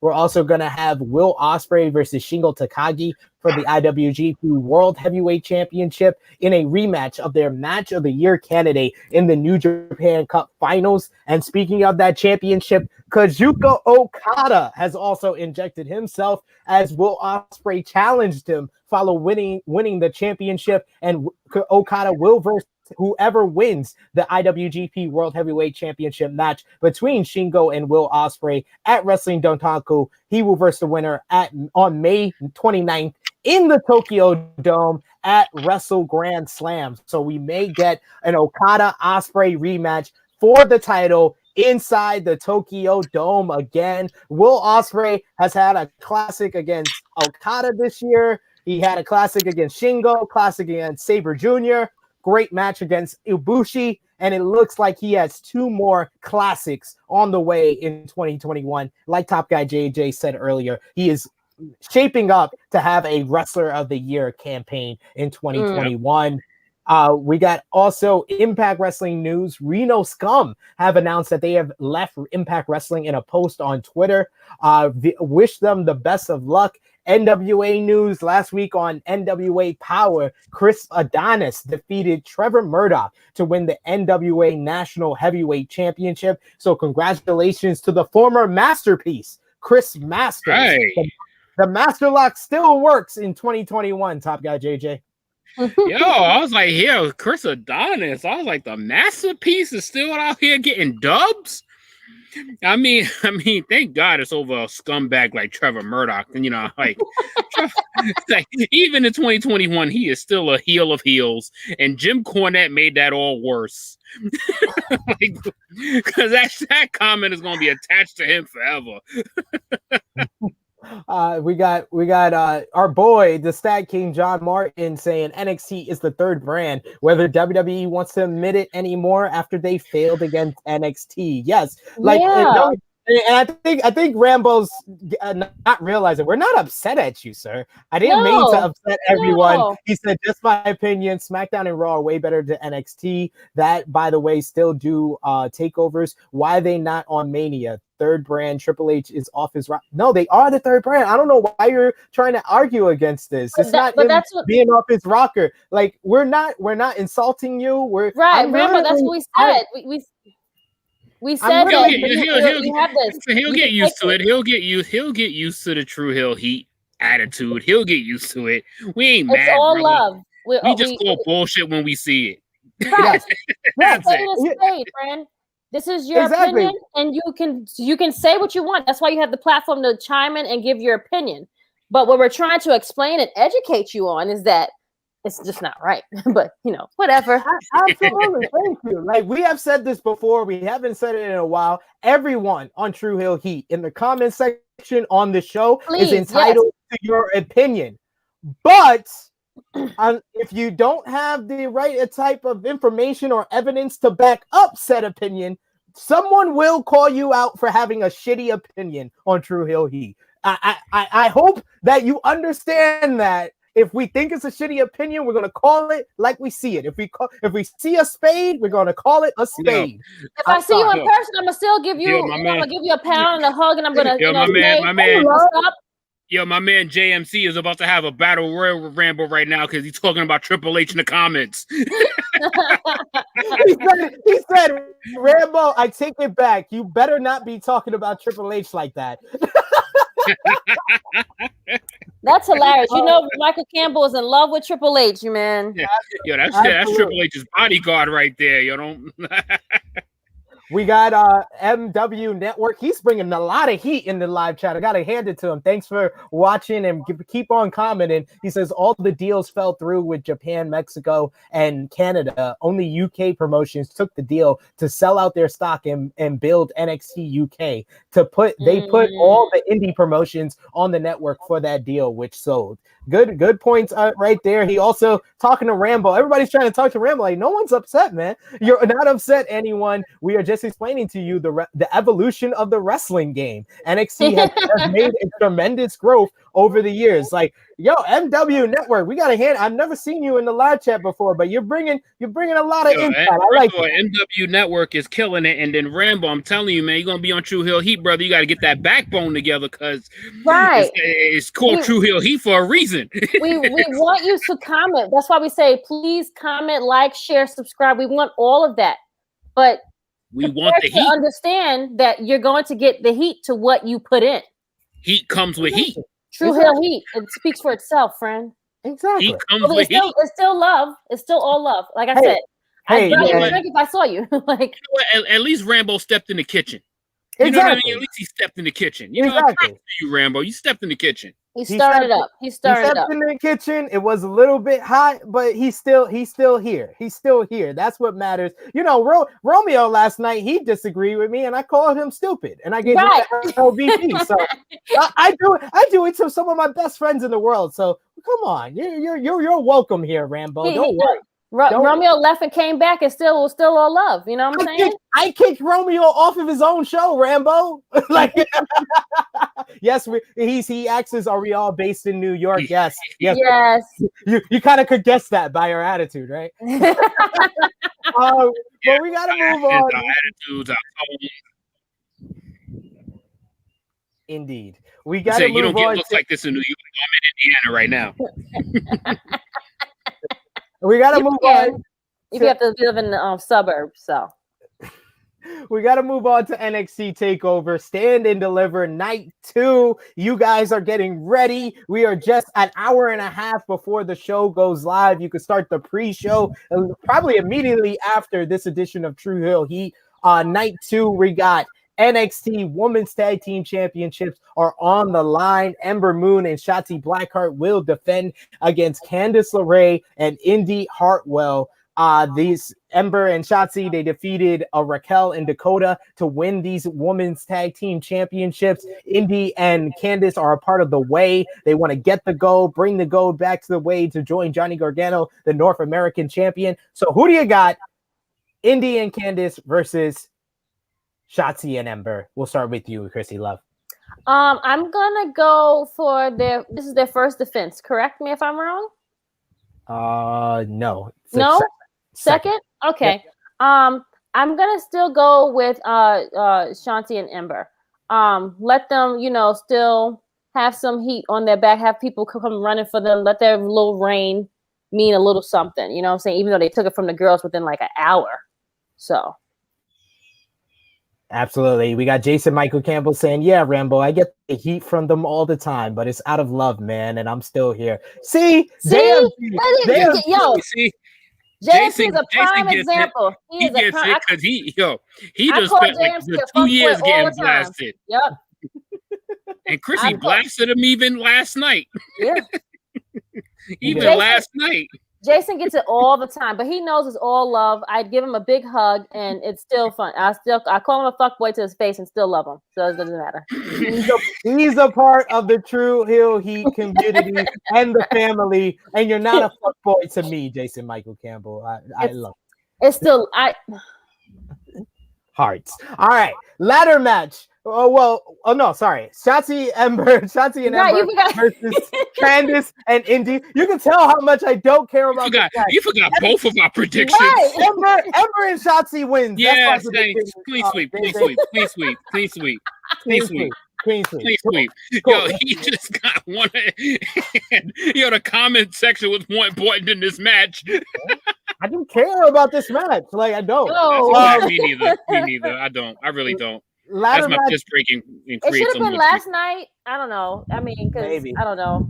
Whatever. Go ahead. I'm sorry. Ladder match for the NXT Cruiserweight Championship is going to be Jordan Devlin going one-on-one with Santos Escobar. Jordan Devlin won the NXT Cruiserweight Championship back last January at Worlds Collide, which was the NXT dual brand special event. Then he had the whole pandemic. And he was left in the UK, so they had a tournament to decide the new NXT Cruiserweight Champion, which the former Phantasma won and revealed himself as Santos Escobar. And we have our current NXT Cruiserweight Champion. But now Jordan Devlin is back, now that the gates are open for travel, and we have a ladder match to determine the unified, undisputed Cruiserweight Champion. Top guy, JJ, who you got, Devlin or Escobar? First of all, I think this has a candidate to be match of the night right here. This match is going to be fucking amazing. This match is going to be amazing. But if I'm gonna pick, I'm gonna have to pick because I like both these guys. I'm gonna go with. Gotta go with my man Santos, man. Yes. I gotta go with my man Santos. I think he's gonna take this bad boy. He put up a hell of a fight against Karrion Kross literally about a month and a half ago. I think he can redeem himself and take this unification of the Cruiserweight Championship. Jordan Devlin, please stay. But I think this is Santos' night. Krssi Love? I am going with Mr. Escobar for the win. Again, I had forgot all about the other dude that was the champion. Remember, I was like, wait, how is there two? And you guys explained to me last night it was the pandemic and he was back over the other side and catering and just chilling, and then he got stuck there. So so we have now two. I am also thinking that this could be a contender for a match tonight. I'm praying that it is good, especially with a ladder involved. They are going to flip and hip and dip and do a whole bunch of shit tonight. Ooh, I'm amazing. Jordan Devlin. Fucking awesome. I think they are definitely going to show their asses out, and I wonder if they might open. I think that might be a good opener. I think that might be a great opener to set the tone for the show. It has to come out with a bang. So just like last night was with Pete Dunne. Let tonight let them open up with a banger. So yes, I got Escobar. I'm sorry to go on longer, SP. I apologize. No worries, you're fine. We got. I'm gonna go with Santos Escobar to retain across the board and become the unified NXT Cruiserweight Champion. Yes, it's unanimous. He just works in this role, and he's brought a lot more attention to the Cruiserweight division that wasn't there before he came in. So True facts, SP. Great for saying that. You are Absolutely. That's why I forgot about the other dude because Santos is just awesome, dude. Like he has just been he's been like, and I didn't really like how it all went down with the unmasking and all. I didn't, but he has turned that into something amazing. Like he is awesome. Like he's awesome. His character is phenomenal. Like he's the two guys with him. The tag team is good. Yeah. He's the perfect guy to hold on to the championship for a long time, and I wouldn't even mind an encore when these two are done. Yeah. Why not encore? Let the feud go on again for a rematch. Maybe. We got NXT North American Championship on the line. It's going to be Johnny Gargano defending against the winner of last night Gauntlet Eliminator matchup, Bronson Reed. This is another match that could easily open the show on a bang.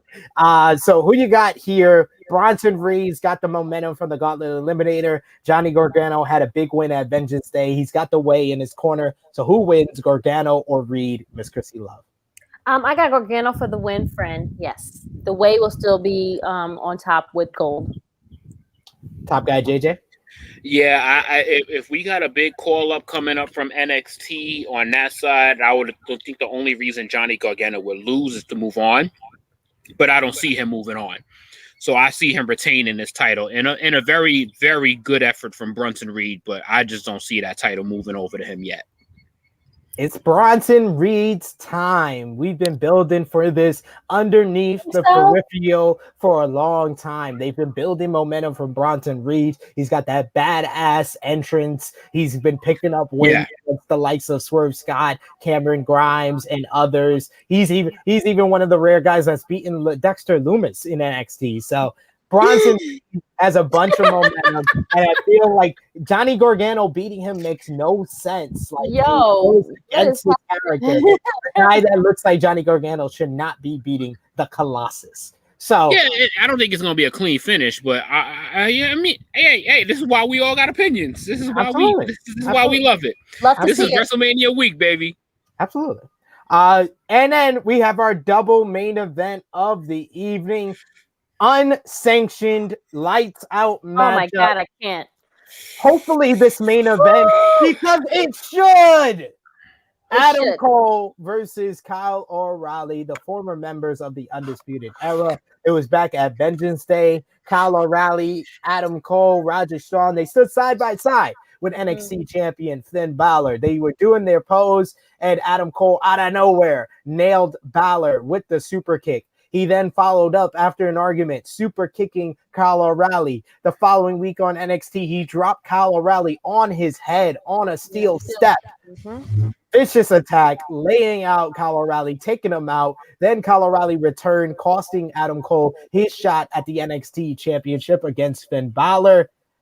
And now we come to this. These guys have brought the war outside of the PC and the CWC. They fought on the road, being run off the road and stuff in an MMA gym. So now we got an unsanctioned matchup. Anything goes. So who wins? Kyle O'Reilly, Adam Cole, Miss Krssi Love. I have Adam Cole, baby, for the win. Top guy, JJ. This was hard. This was hard to pick. I think this is one of many matches. This was hard to pick because I see three. It kind of feels like one of those long-term situations as to where these guys are going to end up. I think it is Adam Cole that is going to take this. The first because one, Adam Cole is going to be going after the NXT title again. And you cannot do this without defeating your arch nemesis and getting this out the way. If you lose to Kyle O'Reilly, you go to the main roster, and God knows we don't want that. So I don't see Kyle O'Reilly beat him Adam Cole on that circumstance only. I need Adam Cole to remain in NXT and to chase after that title. I think this is the perfect time for Adam Cole to go to the main roster. I think that with fans coming back pretty soon, he's going to have the pop there, whether it's right after WrestleMania or whether it's months down the road. Adam Cole in NXT is staler than some fucking milk that you've left in your fucking fridge for the last 20 years. That shit is stale. Wow. Him winning the NXT You're championship. so mean, yo. It's still. He was NXT champion for 400 fucking days. Why the fuck would I want him to win the title again? You're Like, so I'm fucking sorry. mean, yo. I'm sorry. I'm being real here. Why would I want a guy that was NXT champion for the most days ever to be NXT champion again? It hasn't even been a whole year since he lost the title. Like, it makes no sense. And especially with my prediction for the main event, Kyle O'Reilly wins. It just makes sense. Kyle O'Reilly wins. He's the guy that needs the momentum. He's the guy that needs this win. Kyle O'Reilly beats Adam Cole. Adam Cole, go to the main roster. Love to see it. You can't be. I don't think we'll be mad either way, to be honest. I think they're going to give us a banger, and I think regardless.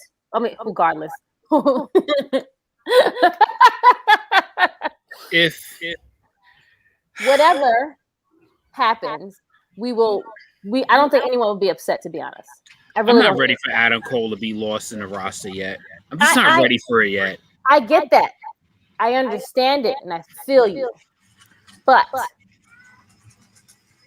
SP does have a point where he's been NXT's guy for the longest now. I think he's ran his course. Oop. Wow. I'm not ready. I'm Okay, not friend. 4 ready. years. It's been 4 years. I'm not. SP, I'm I just- get what I you're ain't saying, ready. friend. I get you. I Yo, I'm not understand ready it. for Vince McMahon to book Adam Cole yet. I'm not ready for it yet. And you know what? That's fine. And I get it. He's gonna get lost in the sauce like everyone else. Hopefully he's not Aleister Black. We don't want that. I get the reasoning. I just Right. don't see Vince And being. now that Adam. SP has said that, now I'm like, wait, he's got something. No, yeah, no. Because the next match is what's gonna get you thinking. No, Go this ahead, pick friend. is for me to protect Adam Cole. Like Go I ahead. don't like. I'm trying to protect Adam. And don't get me wrong. I'm saying if this is the feud ender, because we got Romeo in the comments saying you could bring Strong and Fish into this feud before you move Cole to the main This roster. is true. If they wanna, Because Strong is still. Isn't what's the name injured too though? Fish is injured. Bobby yeah. Fish But is always injured. if they want to continue this story, That after is this, they Bobby can. Fish is a zaddy, yo. Bobby Fish is a Bobby zaddy. Fish Man. is whatever he is. He just can't stay He's off the zaddy. injury. Okay. He can't. It's all right though. But go ahead, friend. I'm sorry. I'm just having a moment in my head. Go ahead. I see that. Yeah, I'm not saying he has to move to the main roster. If they He's want- like Ron Isley. He's an old zaddy. Maybe you should bring some Zaddy scarves so he can wrap up all his fucking injuries because he comes back for like a 2-week period and he's on the shelf Hey, again. she's on the shelf. You're right. I know. So I get him know. some fucking band-aids. I will. You know what? I'm gonna send him some. I'm gonna, I'll send it to him express mail. Because I love me some Bobby Fish, but goddamn, he is as delicate as a fish. He is though. He is. And Strong, Strong is going to get lost in the sauce because he's not good. He's not doing it as a singles competitor with that. Strong is already depressed. Yeah, he is. You know what? You're right. You can tell when he come out. We got Nick Jackson in the comments saying time to write another chapter in this book of Cole and O'Reilly. We got MW Network saying night 2 is going to be epic. Night 1 was the pregame for sure before you get your VIP bottles and booth at WrestleMania after party. Hey, let's do it. And Jason Michael Campbell saying, well, it's the truth. I agree with SP3. Thank you. What? I appreciate that. And we got right.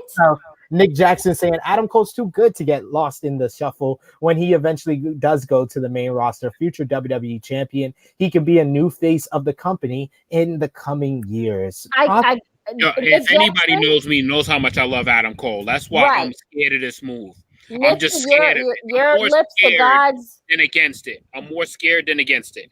Listen to the wrestling guys. I love Adam Cole too much, yo. Adam Cole is one of my absolute favorites of this entire generation. Apparently, you don't give a shit about Kyle O'Reilly. This guy has lost every singles match on a main stage. And that is fucking accurate. I don't give a fuck about Kyle O'Reilly. And Jesus Christ. I am an Adam Cole mark, goddammit. Fuck Kyle O'Reilly. What the hell?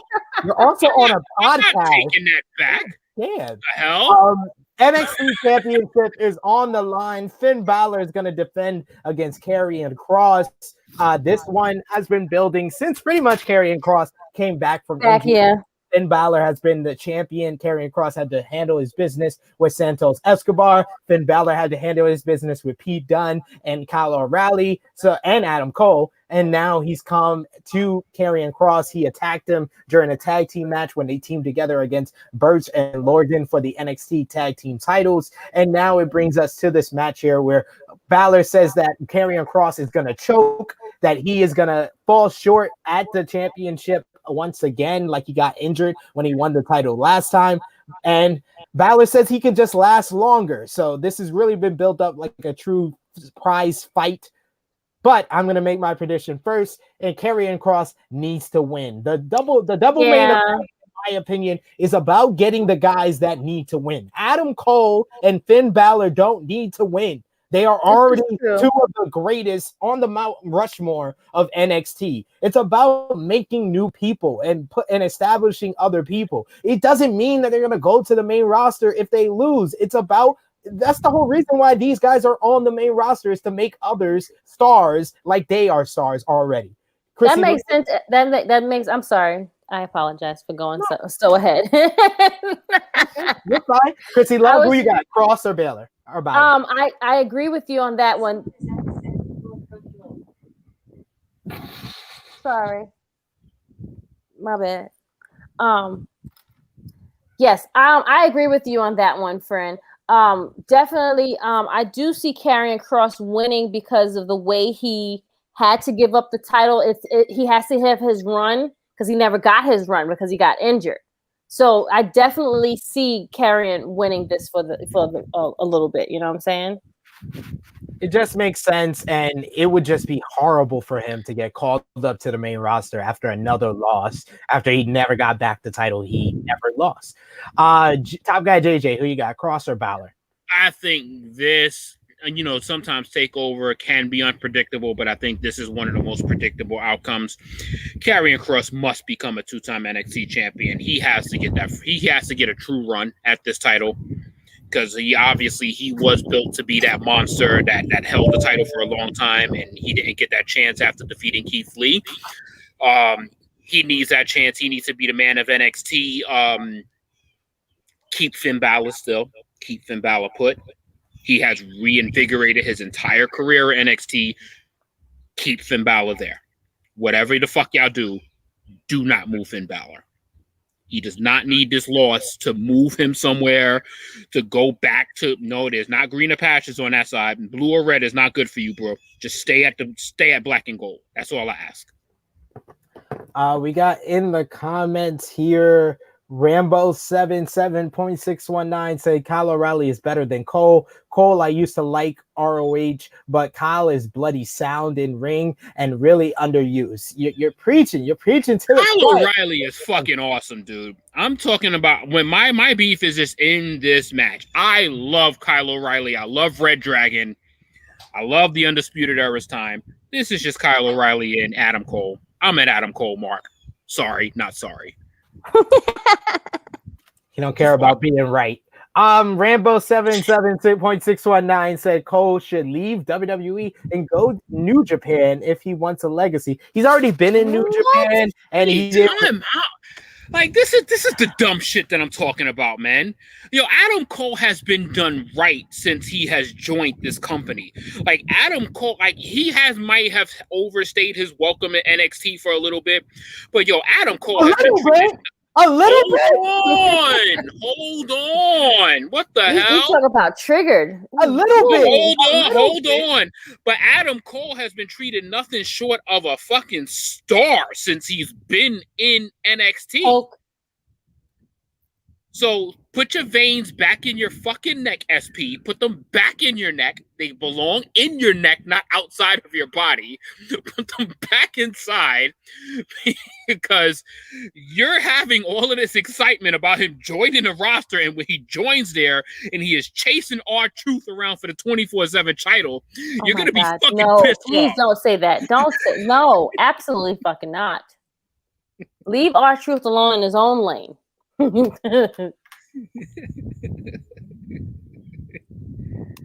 Sometimes the actual reaction is better than the comment itself. I'm just gonna move on. That doesn't dignify a response. Yeah. Actually.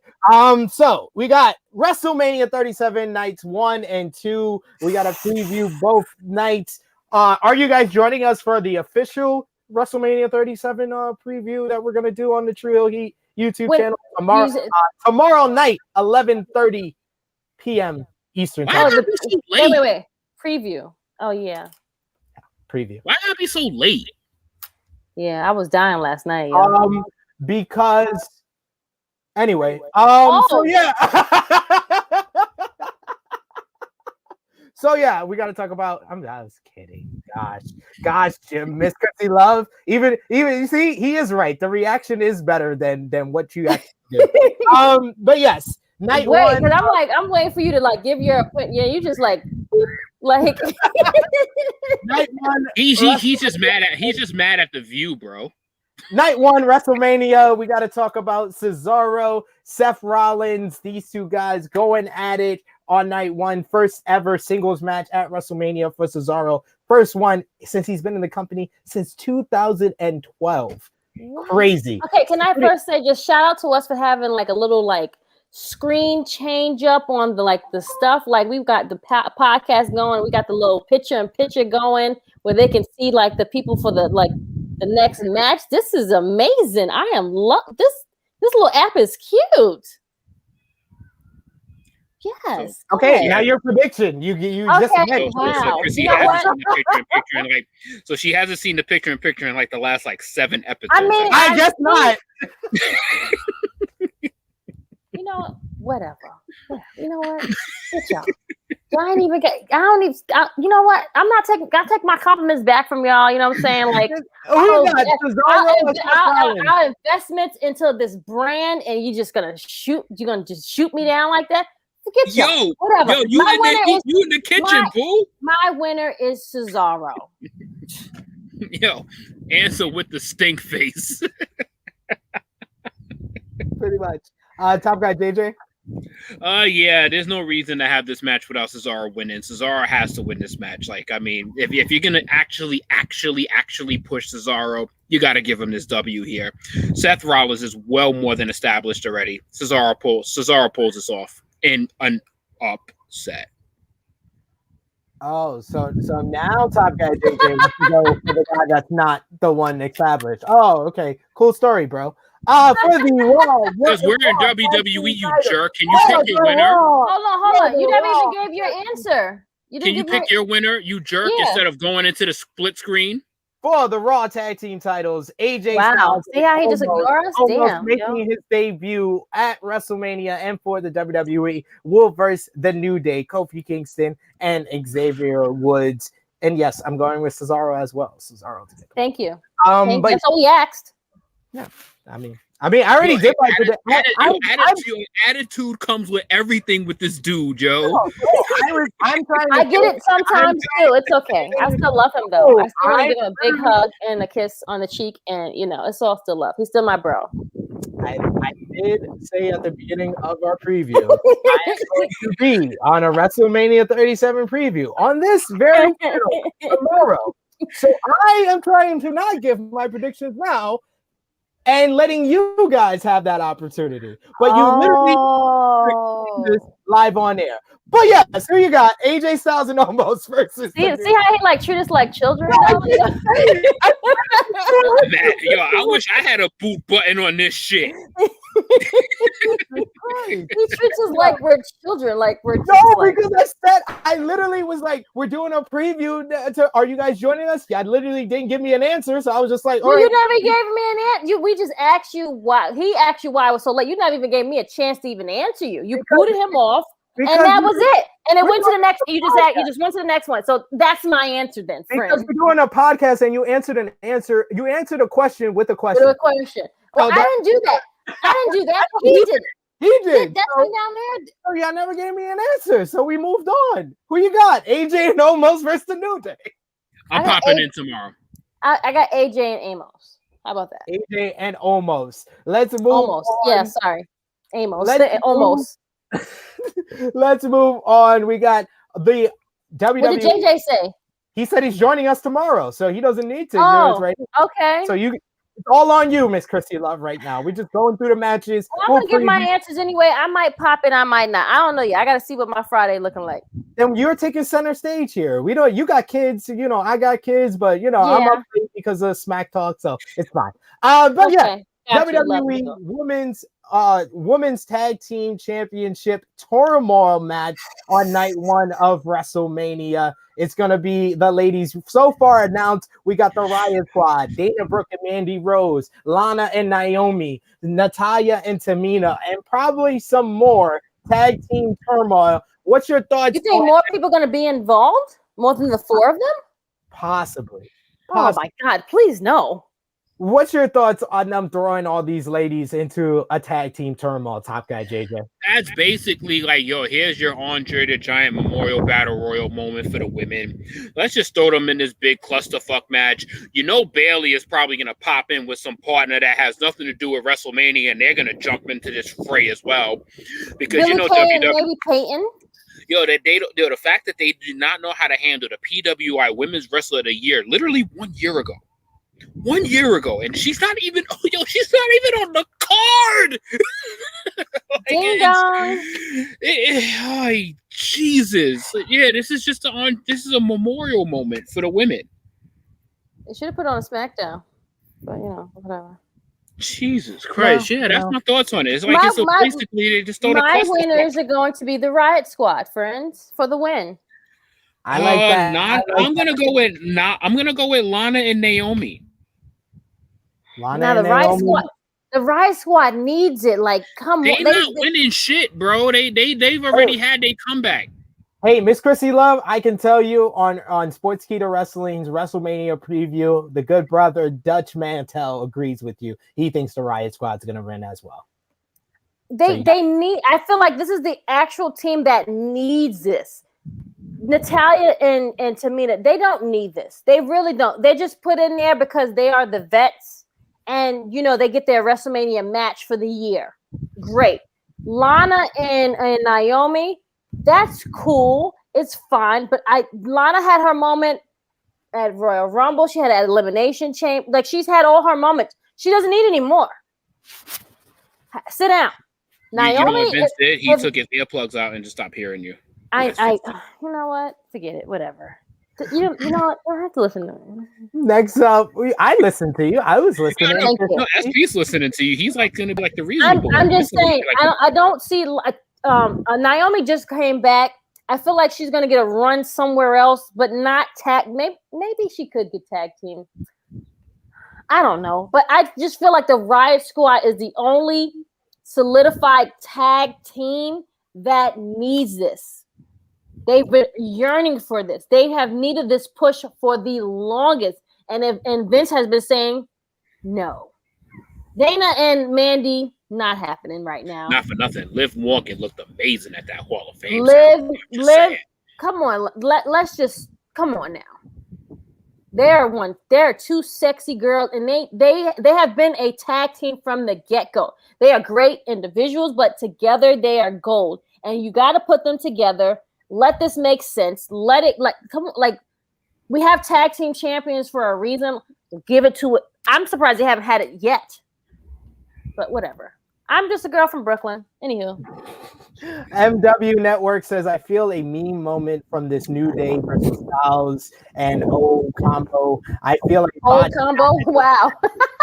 Almost is green. The pressure is on for the big stage in front of live fans. And Jason Michael Campbell says Carmella with Bayley as, I guess, mystery tag teams and tag team turmoil, or also the Bella twins. And yes, the WWE Hall of Famers, the Bella twins. This might be the smartest comment he has ever made. I'm about to say, now the Bella twins do make sense. And they have said from the get-go that they've wanted those belts. And they are sad that they have left before they got the chance to get the belts. This match is missing star power. I must be the only person that's not a Bella Twins fan. I like the Bella Twins show, but I'm not fans of their wrestling. I like when they come out and Nikki did a little twirl, and that was really about it. No, so I'm not the only one. Goat Bella, come on, man, come on, you getting disrespect. Goat Bella, why you hating? Goat Why you Bella. hating? Why you hating? Why you hating? Why you hating? Why you hating? Why you hating? Don't be hating. Don't be hating. Don't be hating. Next up, steel cage match. Braun Strowman going one-on-one. Skip. I don't even give a shit. Yeah, no. I'm not even picking a fucking winner for this shit. Skip this. This is when I'm going to the bathroom. I have if I was at the arena, this is where I would go to the bathroom. Okay, I'm refilling my hookah. I'm taking a piss during this match. I don't give a fuck who wins this match. And it's sad, you know why? Because Braun Strowman is in his best shape. I hope they both lose. I hope they both lose. No, friend, no. Who you got, Krssi? Braun or Shane? Braun. You know, Shane gonna get thrown off some kind of way. He's gonna sacrifice his body like he usually does in every WrestleMania. The last time we seen him get thrown off by The Miz, it's the usual copy and paste mentality. All right, so then we got what is looking and shaping up to be a double main event. First of all, for the WWE Championship, Bobby Lashley, the almighty WWE champion, will defend against the former champion, Drew McIntyre. These two men have been intertangled with each other since Elimination Chamber, where Drew McIntyre beat 5 other superstars to retain the WWE Championship. Bobby Lashley then attacked him, which caused The Miz to come down and cash in Money in the Bank and win the title from McIntyre. 2 weeks later, Bobby Lashley defeated The Miz to become the new almighty WWE champion, and he's been trying to get people to take out McIntyre going into WrestleMania, such as King Corbin, Ricochet, and his own Hurt Business. The Hurt Business has been broken up on the road to this matchup, and now we are here. Drew versus Bobby Lashley. Drew McIntyre has gone on record and said he would like to kick off WrestleMania. So do you see this match kicking off the show? And who do you have winning, Miss Krssi Love? I wouldn't mind it kicking off the show. I would. That's fine with me. Perfect. Set the tone for the show.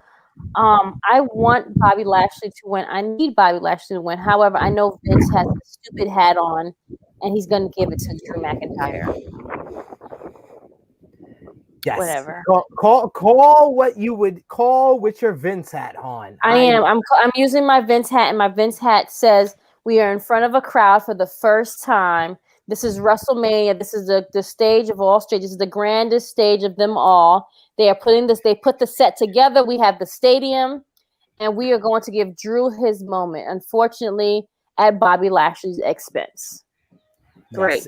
Yes. I said this on the Sportskeeda Wrestling WrestleMania preview. They are giving Bobby Lashley page for page the John Cena booking playbook, and this shit might turn back and haunt them because Drew McIntyre was getting organic support from the WWE Universe, and now they may cause them to turn on him due to cutting the legs off of Lashley. He's definitely getting booed when he gets there. He's definitely getting the boos when he gets there. He is definitely getting a Roman Phil.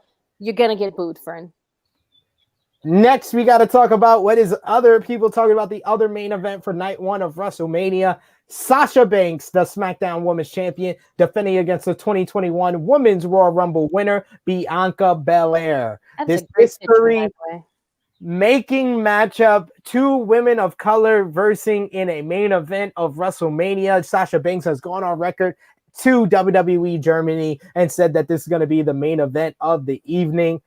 We want to know in the comments. We're still not sure. We want to know in the live chat. I feel like they're playing with us.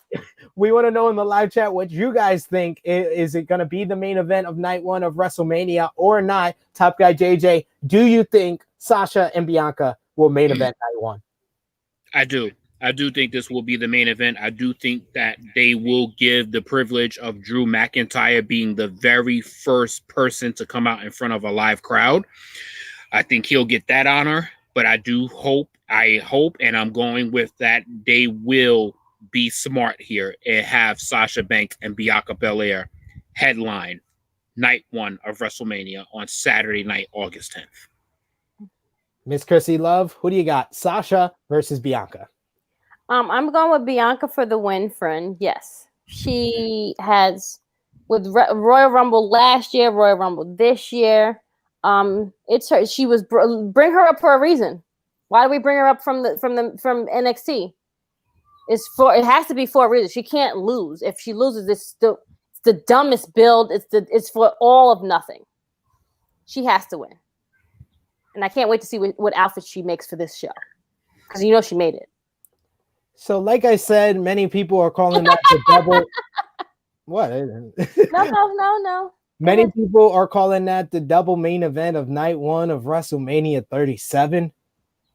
But let's talk about the real main event. Bad Bunny teaming up with Damian Priest. Two words. Talking about this match last. 2 words. Right? The Miz and John Morrison. The big hey, ho ho. Hey, ho ho. Let me just say, the first ever WrestleMania. What was it main evented by? Top guy JJ. It would have been Roddy Piper going up against Hulk Hogan and Mr. T. No, it was Roddy Piper and Mr. Wonderful Paul. Mr. Wonderful going against Hulk Hogan and Mr. T. At the very first one. So this should be the main event. This is a celebrity tag team. Oh, I see where you're going. Damian Priest greater than Hulk Hogan. He's got a better tan. He's taller. He's more vascular. He's got 25-inch pythons. The Miz, he's on par with Roddy Piper as one of the greatest heels in WWE history. John Morrison, he's got a wonderful body. He's the shaman of sex. Bad Bunny is greater than Mr. T as a star. That's true. You're right. So he gets to say ridiculous shit like this on air and does not get literally thrown out of this True Heel Heat studio. It's not ridiculous. It's perfect.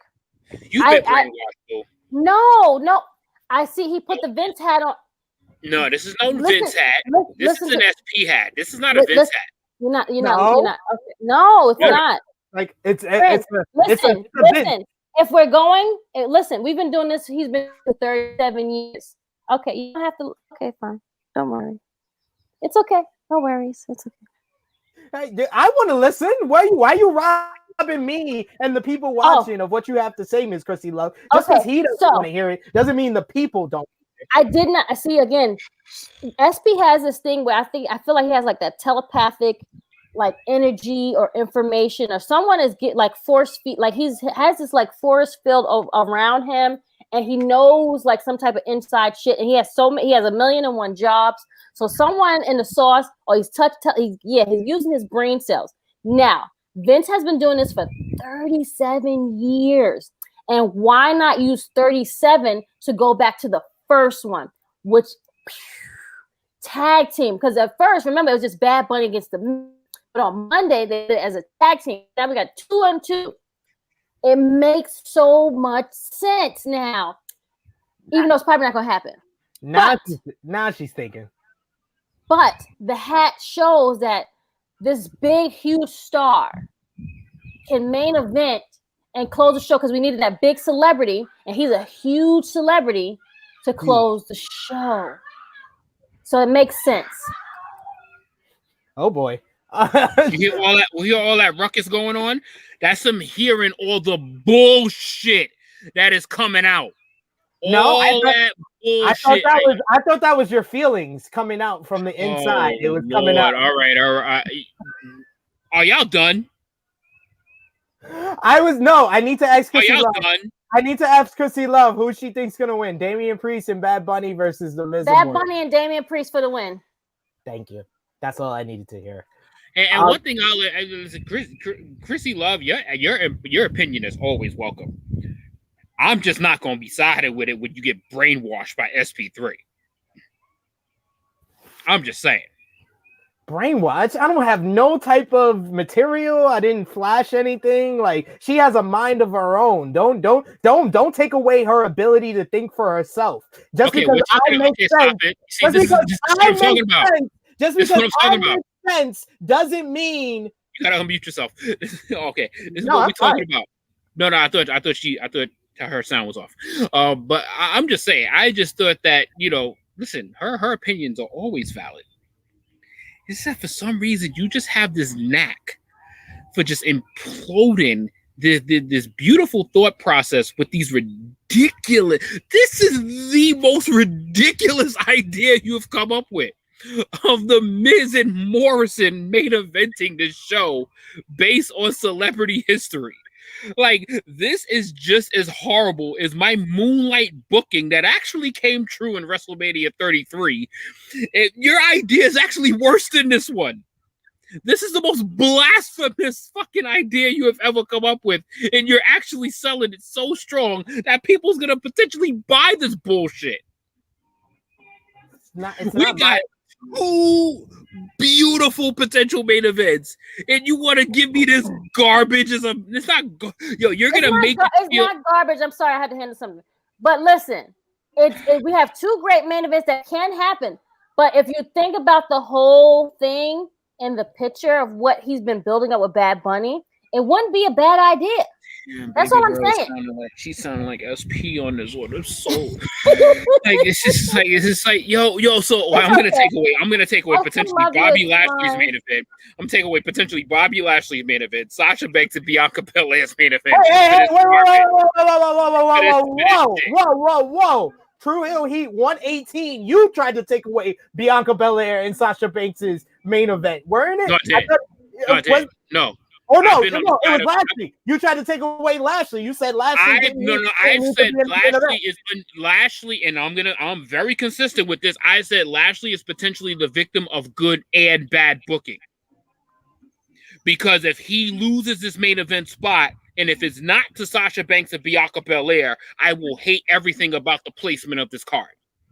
There's only one match that needs to replace that man as a main event. And unfortunately, he will probably never have this spot again, ever in WrestleMania history as a potential main event of this show.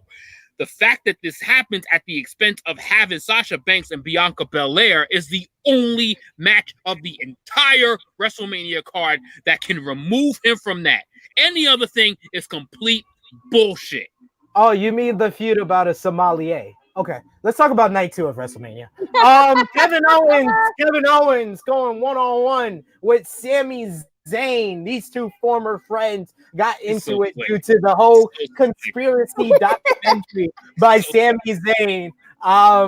Basically, Kevin Owens wasn't getting that there's a conspiracy against Sami, even though he has video evidence of it and a great trailer to his documentary that Logan Paul was there for the premiere. He's invited Logan Paul to be there, and we got shouts out to Brett Thomas, the man who predicted that Logan Paul would be at WrestleMania, and he will be a part of the Sami Zayn versus Kevin Owens match. Krssi Love, who you got? Owens versus Zayn.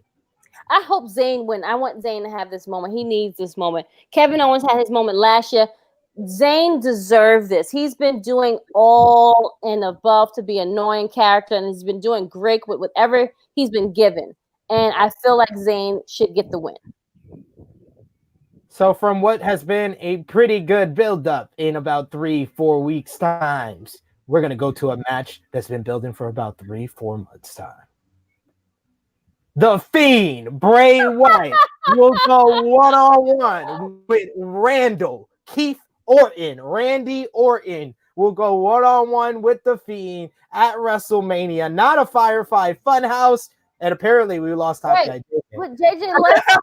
Yes, he left because of The Fiend. The Fiend took him away. He said, run.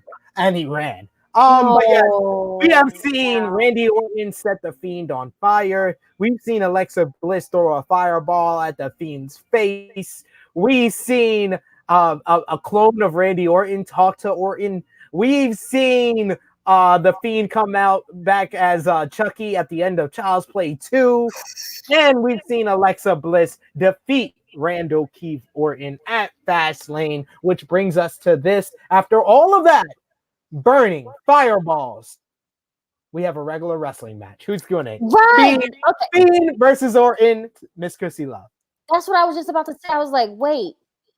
What are we doing? Like, are we really going to have like this actual fight? Like, why? Where's the Firefly Funhouse at? I want to see that. I got The Fiend for the win, though, friend. Sorry. Go ahead. I mean, I'm not giving any other energy with that. We got Romeo in the comments saying, "I want to see the internet burn. Bad Bunny for main event." Absolutely, absolutely. He's like me, and he woke up and he chose violence today. Absolutely. We gotta move on though.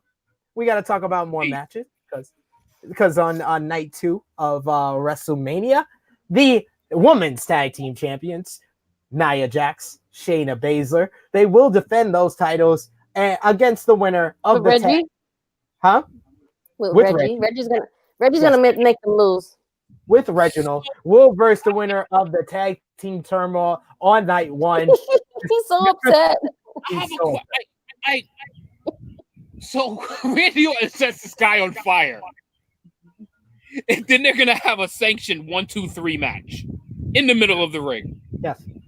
And he's gonna wear that stupid outfit too. Like, yeah. How can you wrestle that shit? He's gonna come to the ring first. Yeah. And they're gonna have a match that can be solved in either a disqualification or a count out. Precisely. Like, how you come to the ring? Like, do you carry the lantern with you? Like, I have so many questions about this whole match. I'm like, I'm so confused about the whole thing, to be honest. I don't know why I hate the booking of Bray Wyatt. Yeah, pretty much. Yeah, I understand. Yeah. Okay. I understand all of the above. But Krssi Love, who you got? Riot Squad, your prediction from the tag team Turmoil versus Nia and Shayna Baszler. I have Reginald causing them to lose because, as you see, Reginald's been doing a lot of shit lately and causing friction between Shayna and Nia. So I feel like he will be the reason that they lose, and Riot Squad for the win. I pray. Another title match on the card for night 2 of WrestleMania. Riddle will defend the United States Championship. Oh my God, where did this happen? Where did this come? Like, how? He was just okay. I'm sorry. Go ahead. Riddle will defend the United States Championship against Sheamus. These two men have had banger after banger on Monday Night Raw. Most recently, 2 weeks ago, Sheamus got the victory over Riddle to gain this opportunity at the United States Championship. So, what have you been thinking about Sheamus' hot run of great matches over on Monday Night Raw, Top Guy JJ? I've been loving it. I feel like this is the best Sheamus that we've seen since his WrestleMania title run when he actually won the title from Daniel Bryan. This has been the best version of Sheamus in the past hour, basically the past decade, because he won the title at 28. So this has been the best Sheamus that I've seen since then. Like, Sheamus has been nothing short of fucking amazing over this past, 3-4 months. Like, Sheamus has been nothing short of phenomenal. Like, I have been loving this run, and I am praying that Sheamus becomes the new United States champion, because this would only keep him in that prominent role, keep him involved in weekly television, because he fucking deserves it. Krssi Love, who you got? Sheamus versus Riddle. I hope Sheamus wins. Sheamus for the win, friend. You're going with Sheamus with his new Gangs of New York look to get the victory here for the United States. Yeah, it's so weird, but yeah, him. I love it. We got another title match, as it's going to be Big E defending the Intercontinental Championship against Apollo Crews in a Nigerian drum fight. Apollo Crews has been against Big E in Intercontinental Championship matches. Now we have the final blow off, as Apollo had to embrace his culture, his Nigerian culture, to kind of get the one-ups on Big E, attacking him with steel steps, getting escorted to the ring by Nigerian security guard. And now we have the final match after Fastlane. Big E defeated Apollo Crews, and then Apollo Crews beat him down after the match and made the challenge for the Nigerian drum fight at WrestleMania. I am not sure what a Nigerian drum fight is, folks. What I think it is a lumberjack match, but people are playing the drums around the ring. I'm gonna say, I feel like it's like a ritual. Like it's so predictable. They're gonna just be playing the drums around the ring. That's or they should go with my idea from Smack Talk when they made this challenge, and it should be like the ending of Drumline, where like they both got drums. And they're just like, I'm so confused. And they're like having a battle, and like you put the sticks in his hand, in a face, like Nick Cannon did. And when he got into the fight with the guy the guy that had the hat too low over his eyes, you don't remember that? I remember Drumline. God damn it! Yeah. Drumline was an awesome movie. But do we so hold on? Do we not realize that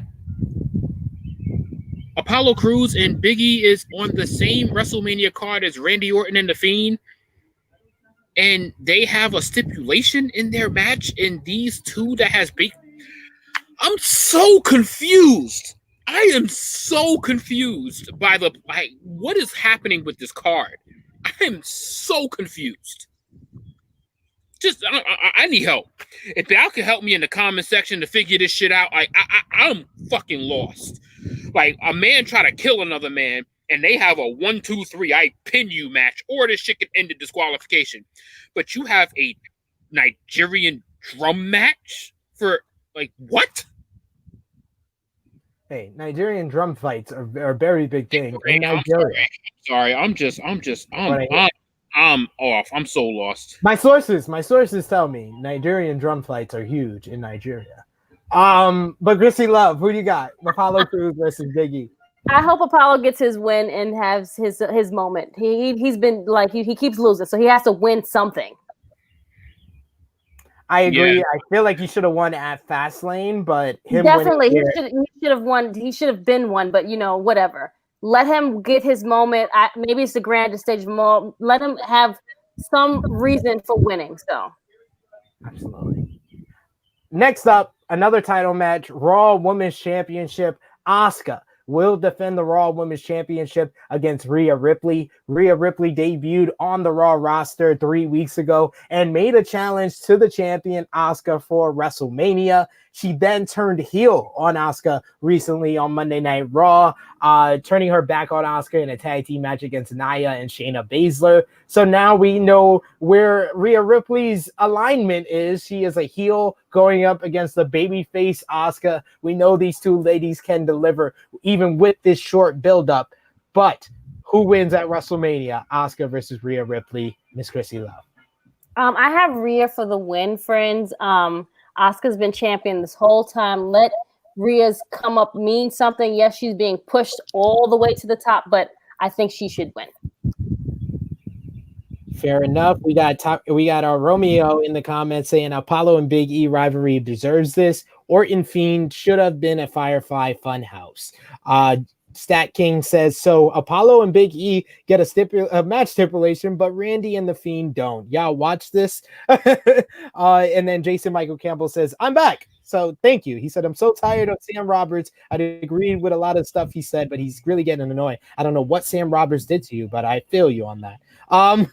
But we got to move on. One more match to get through our main event for night 2 of WrestleMania for the Universal Championship. The Tribal Chief, Roman Reigns, the head of the table, will meet the winner of the 2021 Men's Royal Rumble, Edge versus Daniel Bryan, a triple threat match for the Universal Championship. Edge won the Royal Rumble from the number 1 spot and defeated 29 other men to gain this opportunity. Daniel Bryan won the Elimination Chamber back in February to verse Roman Reigns on that night. He met him immediately after the Elimination Chamber, which Roman Reigns choked him out in minutes to get the victory. They then versed at Fastlane, where Daniel Bryan became the first superstar to make Roman Reigns tap out, but the referee was not there. Edge came in, hit him with a steel chair, hit Roman with a steel chair, but Roman got the pin to get the victory at Fastlane, which brings us to our triple threat match. Top Guy JJ, what's been your thoughts on the build-up to this match, and did you feel that Daniel Bryan was necessary to be put in this match? Daniel Bryan became necessary. He wasn't necessary to begin with. Like, Daniel Bryan has worked his way into earning a spot in this main event like that. So that going into it, we was very clear on Roman Reigns versus Edge. Like, this was very clear to start off with. But the fact that the work rate that Daniel Bryan has put in over the past 2 months and the quality of content that he has put out, and obviously this potentially could be his last run. I understand the entire process of why he's in this match. So I'm not against it whatsoever, and I know his purpose in the match, so I'm not against this at all. We got Jason Michael Campbell in the comments saying, I'm just excited for Rhea Ripley's entrance at WrestleMania this year. Ash Costello singing Brutality live. Like, that's going to be great. A great entrance incoming for us. And Stat King says, Top Guy doesn't understand the logic behind Apollo and Big E getting a stipulation, but not Randy and The Fiend. But also doesn't understand why Vince could make Damian and Bad Bunny main event. He just contradicted his own comment. Stop it. You try to work me. I get it. This didn't work. This was a bad attempt. It's okay, John. I understand what you're saying. I did too. I mean, I think everybody understands what he's saying. It's yeah, sure. Whatever. It's not gonna work. But yes, that brings us to the end of True Heel Heat 120. What an episode. We gotta thank the good brother, the All Father Wrestling Rich's Prize, Darius Carter, for joining us at the top of the show. He brought a lot of insight. He talked about NXT TakeOver Stand and Deliver Night 1. So definitely thank him so much for taking the opportunity, taking some time out of his busy schedule in Tampa to join us on True Heel Heat 120. You can follow him on Twitter, Facebook, and Instagram at Mr. Darius Carter. You can watch him on GCW over the weekend with the collective at the Faye Jackson Gray Pants Battle Royal. Darius Carter is going to be in there, and he said he's going to make his mark and win the Battle Royal. So GCW and the collective have to use him, have to book him. He's going to force their hand this weekend at WrestleMania week in Tampa. So support Darius Carter. Check him out. Follow him on all the social media platforms, as well as support him and watch him during WrestleMania week. So also support us here on True Heel Heat. We got a bunch of great content for you to enjoy. We got the latest. We have a whole bunch of WrestleMania week content that we've been dropping. It started off last Friday with our live stream of the Iron Man match between Shawn Michaels and Bret the Hitman Hart. We also went live with True Heel Heat 119 Forbidden No More with our good friend Benno of Post Wrestling. We also went live for the Sakara Genesis New Japan Pro Wrestling Roundtable Review with myself, Jay News, and Phil Lindsay of Bleacher Report. We had the new Richie's Raw recap as we went live, myself and Richie Moon reviewing Monday Night Raw. And of course, there was Wednesday Night Warriors last night with Romeo, Chris G, myself, Miss Krssi Love, Top Guy JJ, and Ness talking about the final night of the Wednesday Night Wars. We can watch one show at a time on Wednesday. Yay! Happiness is here again. And check out the rest of the lineup. We got Blunt Impact, Review of Honor, Dark Power, and yes, we will have True Rewind 45. The finale is going to be up on the YouTube channel tomorrow. On Saturday, on Saturday. So definitely check that out, as well as there's going to be a bunch of great new content. We got our little schedule right here. I got to put it up for the folks. It's continuing tomorrow, 11:35 p.m. Eastern Time, WrestleMania 37 preview and predictions. Myself, Romeo, Chris G, and Top Guy JJ will be on the panel. Miss Krssi Love might pop in. You just make a cameo there as well. NXT TakeOver Stand and Deliver Roundtable Review for Night 1 and Night 2 will be up on Saturday, along with True Rewind 45. And then Sunday, our WrestleMania week ends big time with WrestleMania 37 Roundtable Review live. So check us out and join us. Push the subscribe button, the bell to stay notified for all the great content right here on True Heel Heat. Miss Krssi Love, tell them where they can find you on social media and right here on the True Heel Heat YouTube channel. You can find me on True Heel Heat every week with my two guys right here. I am on IG, Twitter, and on Facebook, Miss Krssi Love or Krssi Love _ or just plain Crystal Lynch. And Top Guy JJ, where can they find you? On Instagram, you can find me at True Heel _ Top Guy JJ, of course, on the weekly longest running podcast on the True Heel Heat channel. True Heel Heat, of course, with the gang, of course, with the gang. And then Facebook, you can simply find me at Justin Johnson. And then my Twitch channel that I am still working on. I am still trying to make that the best content I can possibly do. Before putting it out, it's going to be on Twitch, same exact name. So it's coming very soon. Coming soon to a Twitch near you. We got Brett Thomas in the comments saying, Logan Mania! I can't wait, guys. It's gonna be great. Jake and Logan will make an awesome tag team. He's ready for the Paul brothers to take over the WWE. Brett Thomas also says, I think Brock gets repackaged as Bronco Brock. I heard he wants a change up. Promos of him on a ranch attacking animals. The Bronco Brock would maybe ride to the ring. Thanks for a great show. Wow. That's that kayfabe news clip that you get in the back of the paper. Absolutely, I love it. And then our brother MW Network, you brought a lot in the live chat. Thank you so much, sir. He says, dope show. Thank you for that. And you can follow me on Twitter at TrueHeelSP3. You can follow the gang, Facebook, Twitter, and Instagram at True Heel Heat. Follow us along. Subscribe to the YouTube channel. Like, comment, share, and subscribe on YouTube.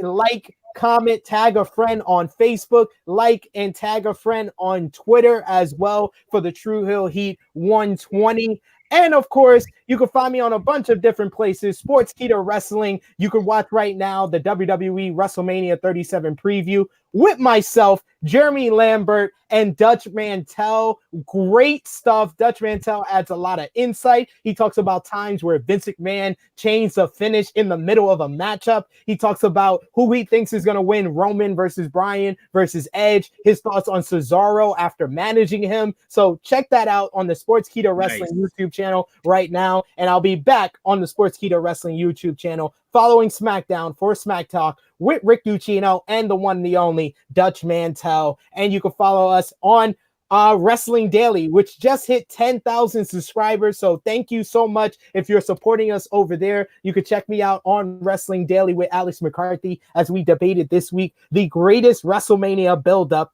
of all time. And I was on Powered 4 SP3 with John Scott on the Powered 4 TV YouTube channel. We talked about all the latest wrestling news, so check that out as well. Follow our friends at Battle Club Pro, Wrestling Travel, Warrior Wrestling, Mission Pro Wrestling on Facebook, Twitter, and Instagram. Follow the YouTube channels, Battle Club Pro, Wrestling Travel, Warrior Wrestling, Mission Pro Wrestling, Wrestling Daily, Sportskeeda Wrestling, Jimmy Macaram YouTube channel, and My Battery is Dying. And of course, like this video, share this video on all your favorite social media platforms. Continue to put your thoughts on WrestleMania 37 week in the comment section and in the live chat as we're going live. Maybe we'll talk about you on the next True Heel Heat. And if you're listening to True Heel Heat on iTunes, SoundCloud, Anchor, or wherever you listen to your favorite audio podcast, like us, leave us a review, and you may be a part of our merch giveaway. And of course, you can follow True Heel Heat on Powered 4 TV. So until True Heel Heat 121, for the lovely, the beautiful Miss Krssi Love, for our resident True Heel alcoholic himself, Top Guy JJ. It is me, your True Heel Phenom SP3. Share this on all your favorite platforms. We hope you enjoy your WrestleMania 37 week. Enjoy both shows. Enjoy NXT TakeOver Stand and Deliver tonight. And we will see you next week on True